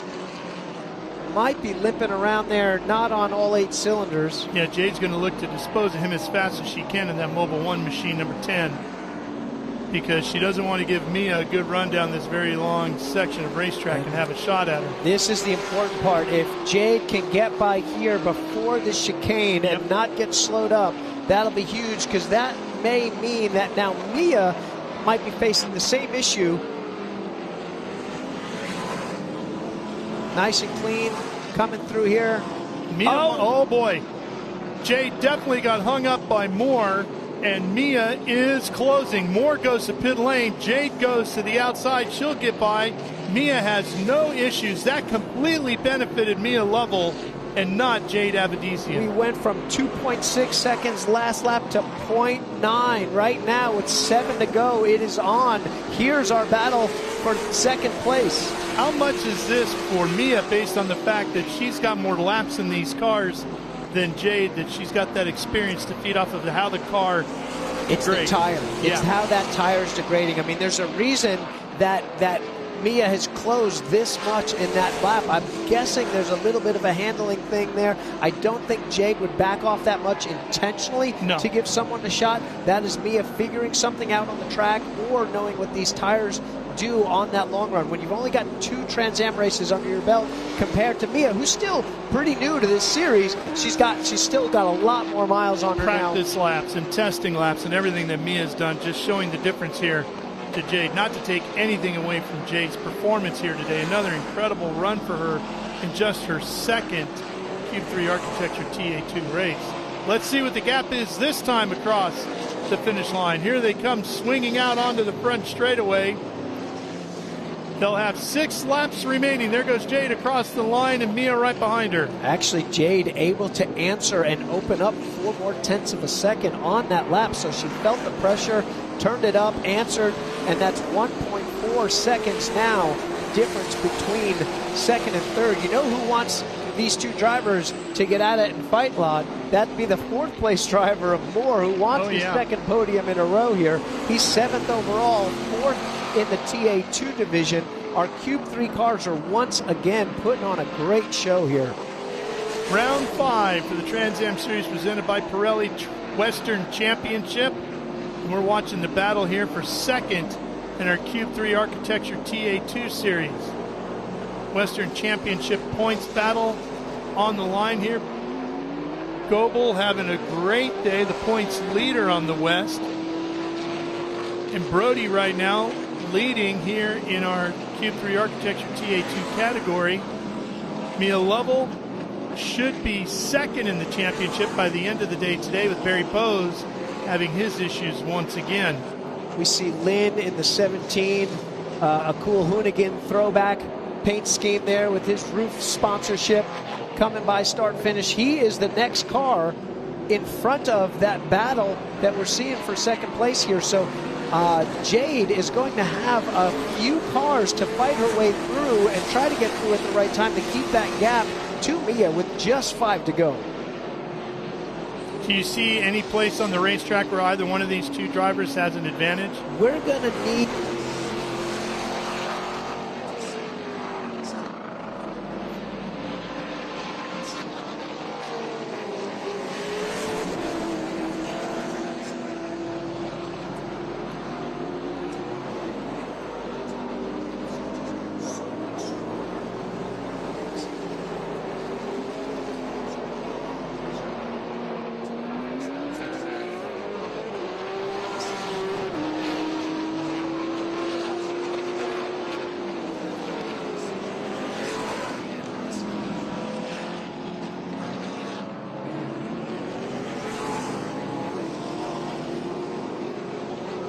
pick your battle. With 4 to go, coming by the line this time here, this is going to be a bit of a trick. Yeah, it's definitely, there'll be 2 cars. Yeah, that's a lot of traffic there. And they'll be fighting each other. That 98, that 17, Lynn and Aker there, Stein is going to be, they're fighting for position, and they are 8th and 9th in class, so they don't want to give anything up right there.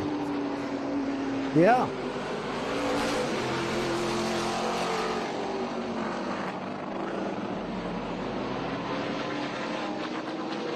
Stein Frederick. Well, we haven't gotten a chance to look at the 98 yet. He had some bad luck yesterday with a right rear flat, having a good solid run here today. Stein Frederick doing a really good job. Jane now in earshot right in that draft. Yeah, and there comes Mia right behind us. So they're hitting this traffic headed over towards turn number 9. And I don't know if Jade's going to be able to clear them before then. No, she's not.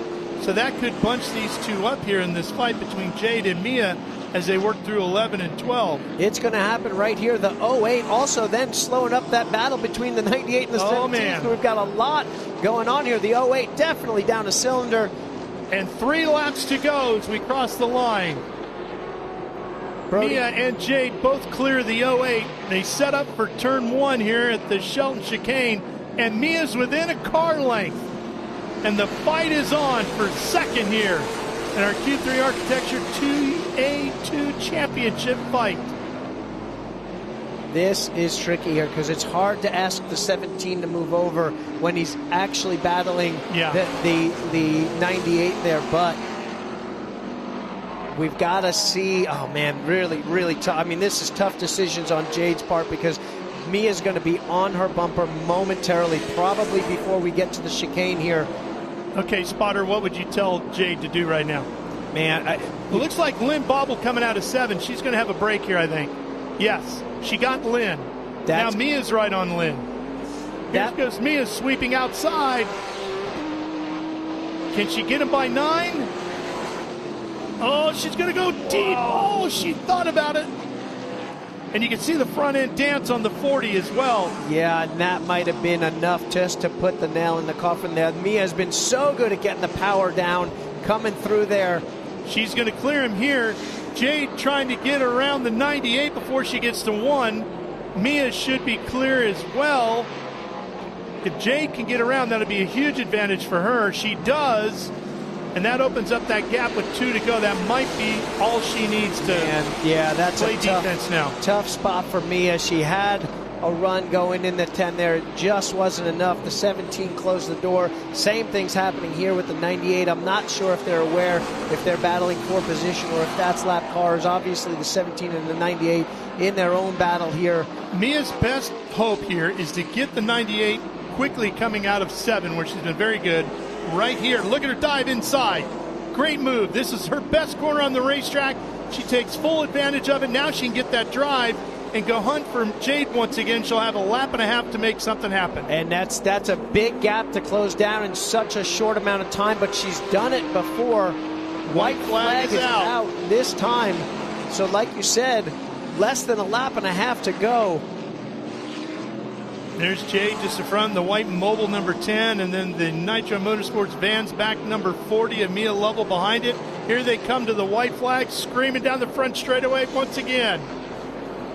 Man, regardless of the result there, that was 2 great laps by those drivers there to get through that traffic without having damage. Very mature run there for both of them. Sometimes it's a hard one to swallow there, but when you get the door closed and it's just not going to happen, you got to take what you get there. Really good drive by both of them. Mia, though, not giving up. 85, half a lap from victory. Mr. Ken Sutherland trying to make it 2 for 2 here and take that W. He's looking to sweep the whole weekend. He sat on the pole on Friday, set a track record here with a 111, and now he has the win on Saturday, looking for another win here today. What a weekend it has been for Ken Sutherland in that 85. Here's Mia making her way, trying to catch checkered flag for Sutherland. He takes the win overall and in category, and we turn our attention towards turn 12 to watch the fight here between Mia and that red number 40. and Jade in the white number 10. Into the final 2 corners for them. Out onto the front straightaway. And it's going to be Jade Avedisian holding off Mia Lovell for second in our Cube 3 Architecture TA2 category here today. But with that fine third place run, along with a 6th yesterday and 2 bad days for Barry Bowes, we should see Mia Lovell move to second in our Western Championship standings. And that's part of what's in that behind the thought process behind there. Brody Goebel is also crossing the line to win the TA2 race, or cross the line to win the TA2 race. That'll be Brody Goebel winning, Jade in second, Mia third, Moore crossing the line for fourth, and McKendry will round out the top 5. So yesterday, it was a back-to-back single-car team winners with Goebel, but a big turnaround from Nitro Motorsports today that didn't have a car in the top 10, went second, third, fourth, second and third and fifth here today with another single car team of the 99 of Moore coming home P4 here. So good run for these guys again. Yeah, we just saw Goebel come across, and just before that we saw Ken Thwaites come through as well to take second overall and second in class behind Sutherland. So guess what, Andy? Mr. President, back-to-back. 2 back-to-back green to checker runs. Look at that. Hey, national guys watching this at home, take note. Give me some of this up in Canada next month as we close out our season with 4 to go in the Cube 3 Architecture TA2 Series. Our TA Cup guys also doing a great job this weekend. Really good to see. This is a tough track to have that tight of a racing, but those good decisions by all these drivers all race long. That was excellent. That was a great show. Super proud of these guys. Here's our race results for race 2 at Portland International Raceway. There you go. Sutherland and Thwaites 1 and 2. Brody Goebel gets his second win of the weekend as well in the Cube 3 Architecture TA2 category. Jade Avedisian and Mia Lovell will round out the top 3 there as well and finish 4th and 5th overall. Cole Moore with another good run here today. He's 6th. Simon Asselin will take the win in his category in XGT. Seamus McKendry, Tim Lynn, Stein Frederick Akery will also have a good run here today after struggling yesterday. As we work our way back through the rest of the field, Michael LaPaglia unfortunately struggles here. Barry Bowes, rough weekend for him. So all in all, a good round 5 for the Western Championship. If you enjoyed the racing action with the Western Championship today and you'd like to see some of it in person, the next event for these competitors will be at Thunderhill Raceway Park in Northern California, October 10th through the 12th. That's a doubleheader weekend as well. And then they will close out the year with the National Championship at Circuit of the Americas at COTA on Halloween weekend. Looking forward to both of those rounds of racing. Well, Andy, I know you got to go to the podium, so thanks for joining us here in the booth. There's Mount Hood off in the distance. You're going to have some happy racers down there. I'm going to go greet the happy ones down there. I'm sure there's some ones that are not so happy. I'm going to go greet the happy ones first, and then I'm sure I'll deal with the unhappy ones till next Wednesday. So that's kind of my routine right now. But all right, buddy. Thank you, Ralph, very much, and thank you, TA2, our field there, Cube 3 Architecture Series. Thank you very much. Nick Middleton, I know, watching from home. Thank you for supporting this great series and our Western drivers as well. All right, let's go down to Ben Sissel.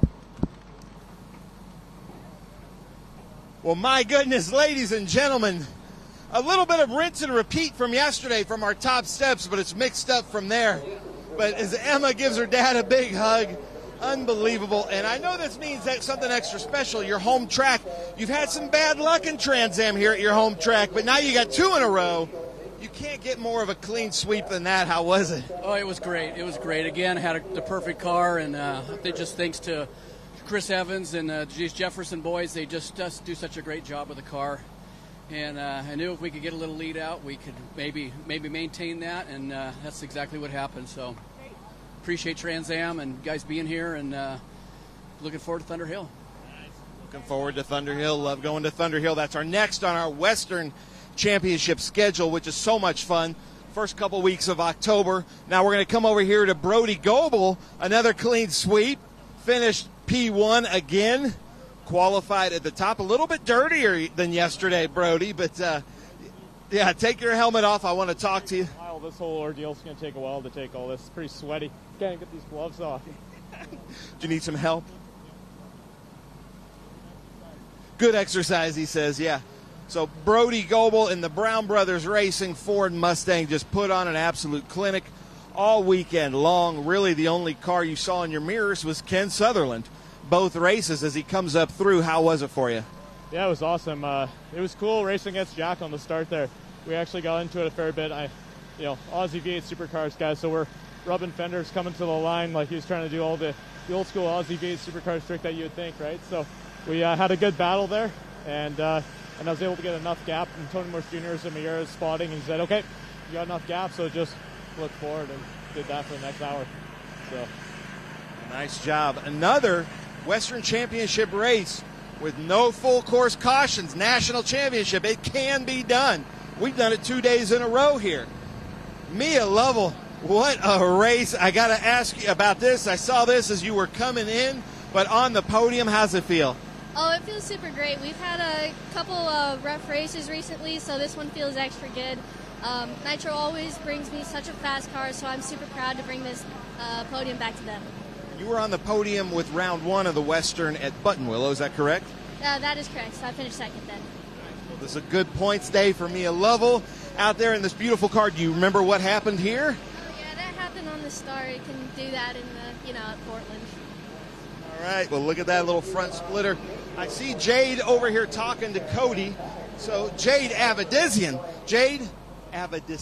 sorry, with the Mobil 1 car running with the Toyota. That has to feel good to finish with your teammate 2 and 3 on the podium. How are you feeling? Yeah, I feel good. Just thanks to everyone at Nitro. They've been doing a really good job. And just want to thank everyone at Toyota, Mobil 1 for believing in me. And just going through the race, I felt fine. The beginning of the race, kind of saved my stuff and just make sure I was there at the end. And then my shifter knob completely broke off. 40 laps into 10 laps into the race. So most of it was just trying to figure out how I could even shift the thing. And I feel like that's kind of why I lost a little pace at the end. But all in all, good weekend for myself, good weekend for Toyota, and I just want to thank everyone again at Toyota for letting me do this. Let me see your right hand. How's it feel? How much of a shifter did you have? Like just the knob came off, or was it the stock itself? Yeah, just like the knob, but it just was trying to figure out how to shift because when the knob was gone, I couldn't get it in fourth because my seat was kind of bound up. But all in all, it was all fine. Was glad we could just manage to get through the race, honestly. Unbelievable. How about that, ladies and gentlemen? Jade Avedissian finishing second without a shifter knob, and that's hard to do because it changes the total feel of everything that you're doing, and also it tends to dig into the gloves and cause a huge blister.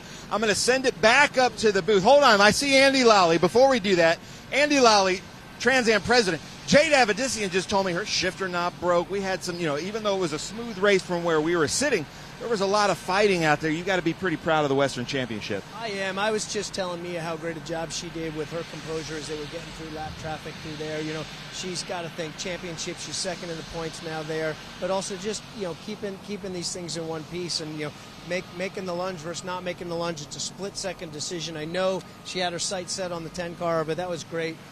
Jade did a great job. Obviously, Brody making the weekend sweep, and the rest of our TA Cup guys, our XGT, our TA, like all these. This was to go back-to-back weekends. Green flag from green flag the whole way through from green to checker. That's a nice statement, and I'm pretty stoked about it. So very successful weekend here at Portland. Really glad to be out here on the West Coast.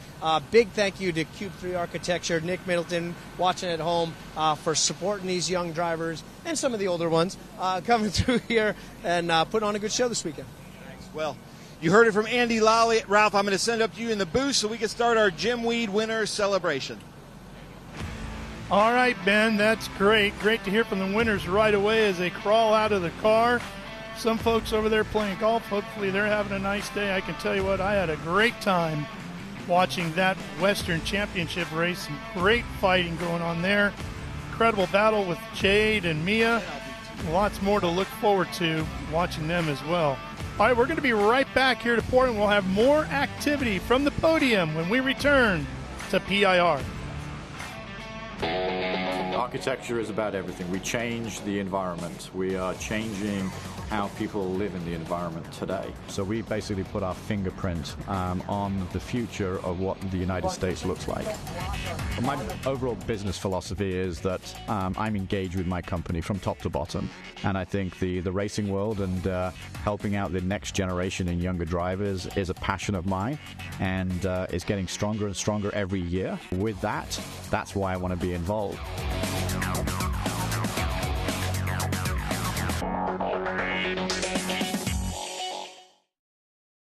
In racing, every second counts. Communication isn't just important, it's everything. Established in 1996 in Daytona Beach, Florida, Speedcom Communications was born from a passion for racing and a vision to revolutionize motorsports communication. Trusted by competitors across the world.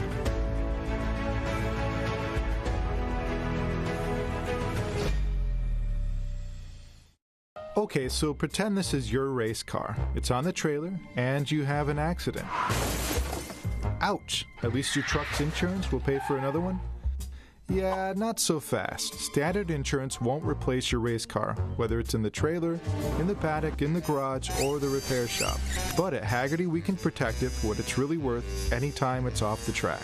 No matter what or where you race, offer less than a set of race tires. Haggerty, let's drive together.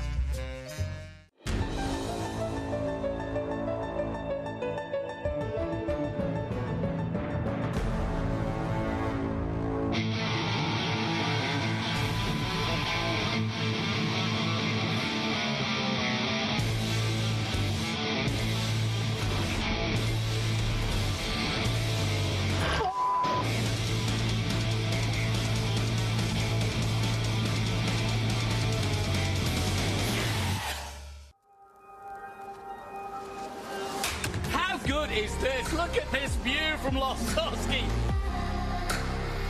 It brings all my fans, it brings the audience into the car with me. Speed turn 140 mile an hour entry speeds. The quickest and most efficient way for me to get information to my drivers is from using the V-Box HD2 system.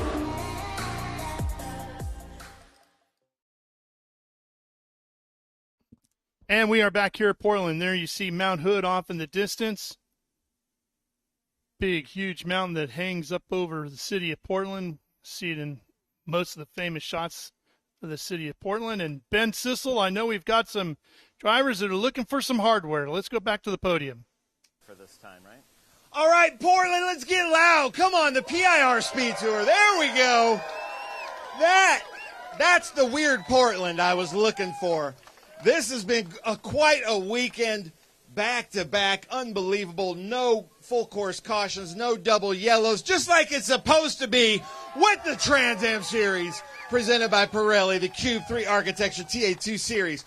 We are going to start out in XGT, and I cannot wait to talk to this driver. We're going to bring up Simon Aslan in that beautiful Porsche. Ladies and gentlemen, he did both races. Same set of tires, doing some R&D for our beautiful Pirelli P0s, and unbelievable. Let's get a trophy with Andy Lowley, and I cannot wait to hear about that because I haven't heard of that in Trans Am. So, same set of tires from yesterday. You finished the race. How'd they feel at the end? They felt pretty good. Pirelli just launched and retired DHG, so they're replacing DHF, and I think they're a lot better for degradation or stable through like 2/3 of the race. After that, it started falling off a little bit, but maybe it's the driver falling off a little bit as well. So, yeah.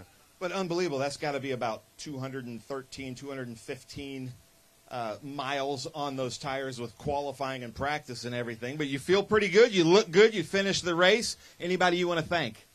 Well, again, like to thank you guys. Trans Am, come down to Portland. Great experience just with the whole team organizing the event, and then also thanking the volunteers. Thank you, the volunteers. How about that? All right, Simon, stand right here in the middle. Hold up that trophy proud because, we need a Sunoco hat or a hat. Sorry, Bill. Thanks, Seth. MVP, I like that. All right, and stand right there. Come on, Portland, let's get weird. Get loud. Simon Aslan. First time I've ever known anybody to go doubleheader, same set of tires in XGT. Then you have a new hat. Hold the trophy, Bill says. Portland, keep this energy up. I'm liking it. Come on now. Simon Aslan here with Extreme GT, the Trans Am Series presented by Pirelli. Nice job. And Simon, feel free. You can go and share that with your team. How about that? Simon Aslan here, XGT, first time in Trans Am, 2 first-place finishes. We're going to switch it up. We're going to go TA Cup this time because we've got some great stories here. In third in TA Cup, just came here this morning, jumped in the car, right at the end had to come in for a splash of fuel. But let's hear it for Matt Crandall. Ladies and gentlemen, good hustle there. Had to come in, splash of fuel, but back on the podium. He's been on the podium with us a few times. Andy Lowley to give you the trophy, take a photo. How about that for Andy Lowley, the president of the Trans Am Series? He's having a blast here. I'll come talk to you in a bit because I've got some questions for you. In second place, was on the podium with us yesterday, got a little bit dirty, woke up in a new race suit. Let's hear it. Ken Twaits, Franklin Road Apparel. How about that? But Ken, I don't know if you've noticed this, but always the competitor, he's trying to snake your spot. You're supposed to be over there, Crandall. Ken's got to be over there. But see, look at that. Yeah, just the driver. They'll always do anything to try to get photos backwards. And then, ladies and gentlemen, I don't know how he did it, but he actually passed more cars. An absolute clean sweep for the weekend. He was on the pole, but started from the back because of our split start situation for safety reasons. Worked his way all the way through and almost all the way through again. Let's hear it. Sherwood, Oregon, Ken Sutherland, ladies and gentlemen. Maybe the best mustache in motorsports with Guthrie's Garage. Yes, Portland, keep up this energy. I love it. Maybe one of the best crowds here. All right, guys, kind of get together. Act like we like each other. Crandall, unbelievable, some great speed. Unfortunately, you had to come in the end. You know, there's no horn on these cars. You were signaling to your team to just splash of fuel so you could go out there. You finish in third. How's it feel? Oh, it's great to be back on the Chris Evans cars. I mean, these cars are just fabulous. You know, it's my home track. I've run here so much, and but to get back in these big V8 cars is, God, they're just addicting. There's nothing better than there is, and thank Trans Am and all the workers and everything. This is awesome. Thank you. Nice. What about the crew, the hard-fought crew to splash some fuel in there? Well, the Chris Evans crews, if you guys haven't watched these guys, they are just on it. They're working all the time. There's the hardest working crew there is. Nice. How about that? Matt Crandall, ladies and gentlemen. Now, Ken Twaits, that looked like a lot of fun out there. You seem a little bit cleaner than you were yesterday. Tell us about your race. You know, it was good. We start behind the TA2 cars, you know, and it's pretty exciting because you're working your way through all that traffic and trying not to screw their race up, but trying not to screw your race up. So it's fun, you know. You get to practice at running through traffic, and got through clean. Big thank you to the Jeff Jefferson crew and Chris Evans for giving us a great race car. Nice, nice. Now, Ken, did you have all 4 gears today? I had all 4. It's kind of nice, you know. I love it. Well, don't spoil him. You know, he's going to be asking for cruise control here in a little bit.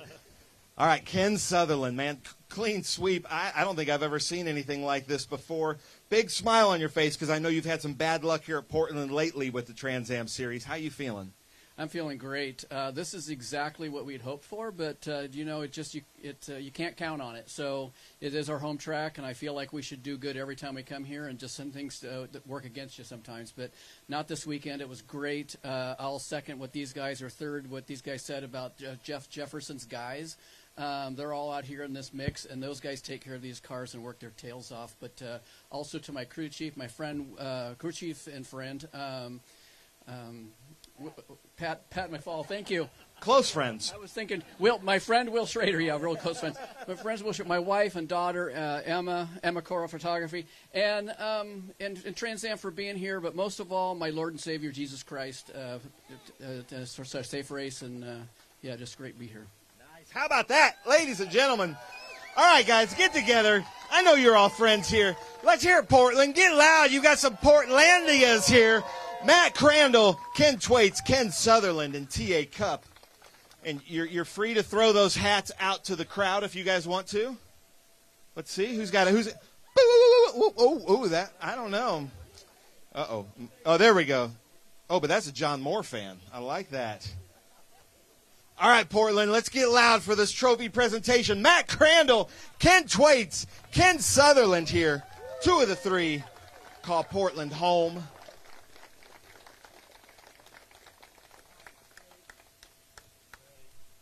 Trade, he says. Ken says, let's not do this. Don't spray the photographers. Don't spray Kevin Mooney. But anybody else is full game. Oh, there we go. Oh, and they're going to try to just, mess up the paint on Ken's car. All right, how about that? One last time for the TA Cup. Matt Crandall, Ken Twaits, Ken Sutherland. What a great show. Thank you guys so much for coming out. Jeff Jefferson, Chris Evans, the whole crew, thank you guys so much. Best coffee in the paddock this weekend as well. Thank you guys. Who wants a cork? Ooh, look out. They weren't paying attention. Almost hit Tyler Casera right in the face. Ladies and gentlemen, the Cube 3 Architecture TA2 Series. This was such a cool race. Yes is right. How about that? I want to have a big shout out to Nick Middleton, the whole Cube 3 team, some fabulous sponsors, title sponsors of the series. But man, this was quite a race. In 3rd place, doing so well in the Western Championship in points. Let's hear it for Mia Lovell in that beautiful Nitro Toyota Camry. Mia was on the podium with us at Button Willow. Here, get a picture with Andy Lowley. But man, hard fought for Mia Lovell. How about that? Then in 2nd place, ladies and gentlemen, her teammate. Let's hear it. First time in Portland. First time really in a TA2 car. Let's hear it for Jade Avedissian. Ladies and gentlemen, running with Mobile One and Toyota. Getting a big congratulations from Andy Lowley. And then rinse and repeat from yesterday. This is his home track from Vancouver, British Columbia. Running with Brown Brothers Racing, Brown Brothers Ford Lincoln. Let's hear it. Brody Goebel, ladies and gentlemen.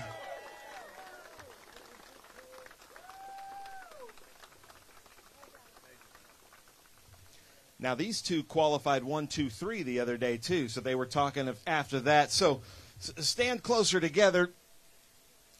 Mia, so proud of you. Love having you in the national championship. Unfortunately, I didn't get to go to Button Willow and see a great performance. So seeing you here on the podium, that is extra special. How's it feel? It feels super awesome to be back on the podium. It's been a rough couple of races over on the national side, so this feels extra good. Such a fast car. Had so much fun racing through the field up to the podium with my teammate Jade. We've had some really fast nitro cars all weekend. Nice. How about that? Ladies and gentlemen, Mia Lovell, professional skateboarder, professional race car driver. We're going to see some great things out of her. Talking about great things, Jade Avedissian, I feel like in 5-6 years, I'm going to be bragging that I knew these race car drivers. So it's so cool, just like I do with Connor Zillich or Brent Cruz. Jade, running with the Mobile One and Toyota. You've just been fast all weekend. How was your race? Yeah, it was good. Just want to thank everyone at Nitro. They've been doing a really good job, all year and especially the past 2 days. So cool to kind of race with them again after I did a few stuff with them last year. But I just want to thank, everyone at Toyota, Trent Rodriguez for believing in me and Mobile One and also Philip. I hope he's watching from Peels. And, it just takes a big group effort. So cool to have my first weekend under my belt. A lot of goods to take away from this weekend and just keep building on myself. Do you enjoy running these Cube 3 Architecture TA2 Series cars? Yeah, it's for sure. I'm going to be honest, I wasn't too big of a fan of road course stuff, but, after this weekend, I feel like, it's changed. So, these are a blast. I really like, high horsepower stuff, and I feel like it, fits me, as a driver a lot better than, maybe a few other things. But, had a blast. So, everyone at Trans Am did a really good job. So it was my first weekend, and, I had a lot of fun doing it. So I hope I get to come back and do it again. Nice. Yeah, you're kind of hinting first weekend, but hopefully not your last. Is that right? Yeah, hopefully. I just kind of take it week by week, but yeah, I would love to get back in it and just work on myself, make me a better race car driver, and then just go from there. Nice. How about that? Ladies and gentlemen, Jade Avedissian. And then Brody, our 2023 champion in the Western TA2 Series. Doing really well in points, but you've got your contenders right here with you. So it wasn't a fantastic points day because she's staying right there with you, but how was your race? Everything went to plan this entire weekend. We unloaded the Brown Bros Racing Ford Mustang from SLR and M1, and we really didn't make a ton of changes all weekend long. It just was fine-tuning on the Friday and felt like we were in a good spot. And just each race, race the Nitro guys and gals pretty hard on those first few laps and just kept our head down and didn't drive it off or do anything dumb. So it was an awesome weekend. And, yeah, thank you to – we have a huge crew of guys down here. So this is our home away from home, essentially. We're 5 hours away up in Canada, so not too far. And, Tim Brown, and there's a massive group. I can't name them all. We got 15-plus people down here. I don't even know. And it's so cool to do the doubleheader and get both of them. And, hats off to my team for putting me in a reliable car. So. Nice. How about that? Ladies and gentlemen, Brody Goebel. Stand together there, ladies and gentlemen. Get together. Act like we like each other.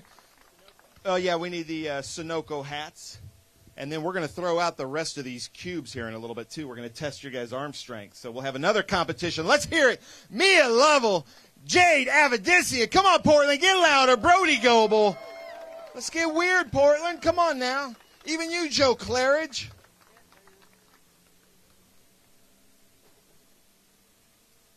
All right, so and then on this one, if you guys will grab one of these Cube 3 cubes also and hold up with the trophy, and then you can throw it out and throw all of these out to whoever's loud if you guys want to be loud for one of these. There we go. Nice catch. Ooh, a diving catch. Almost took out 3 people. Come on. Ooh, let's get loud. Come on now. Mia Lovell, Jade Avedissian, Brody Goebel. Keep throwing those things out, guys. Come on now. Oh, yeah, we haven't gotten the picture yet, though. Hold one up for the picture. I like it, though, Mia. Mia wins. Mia wins the cube throwing. There we go. Come on now. Hold it up the right way. Hold it up. Show the 3. Hold up. Show the 3, Jade. Sorry about that. There we go. Come on now. Get loud, Portland. Mia Lovell, Jade Avedissian, Brody Goebel. Ooh, a bouncer. Nice. Oh, there we go. Oh, man. You guys, that's pretty good. Who wants a hat? I hear somebody over there. Hold on. Whoa. Mia, right at our camera guy. Here it comes.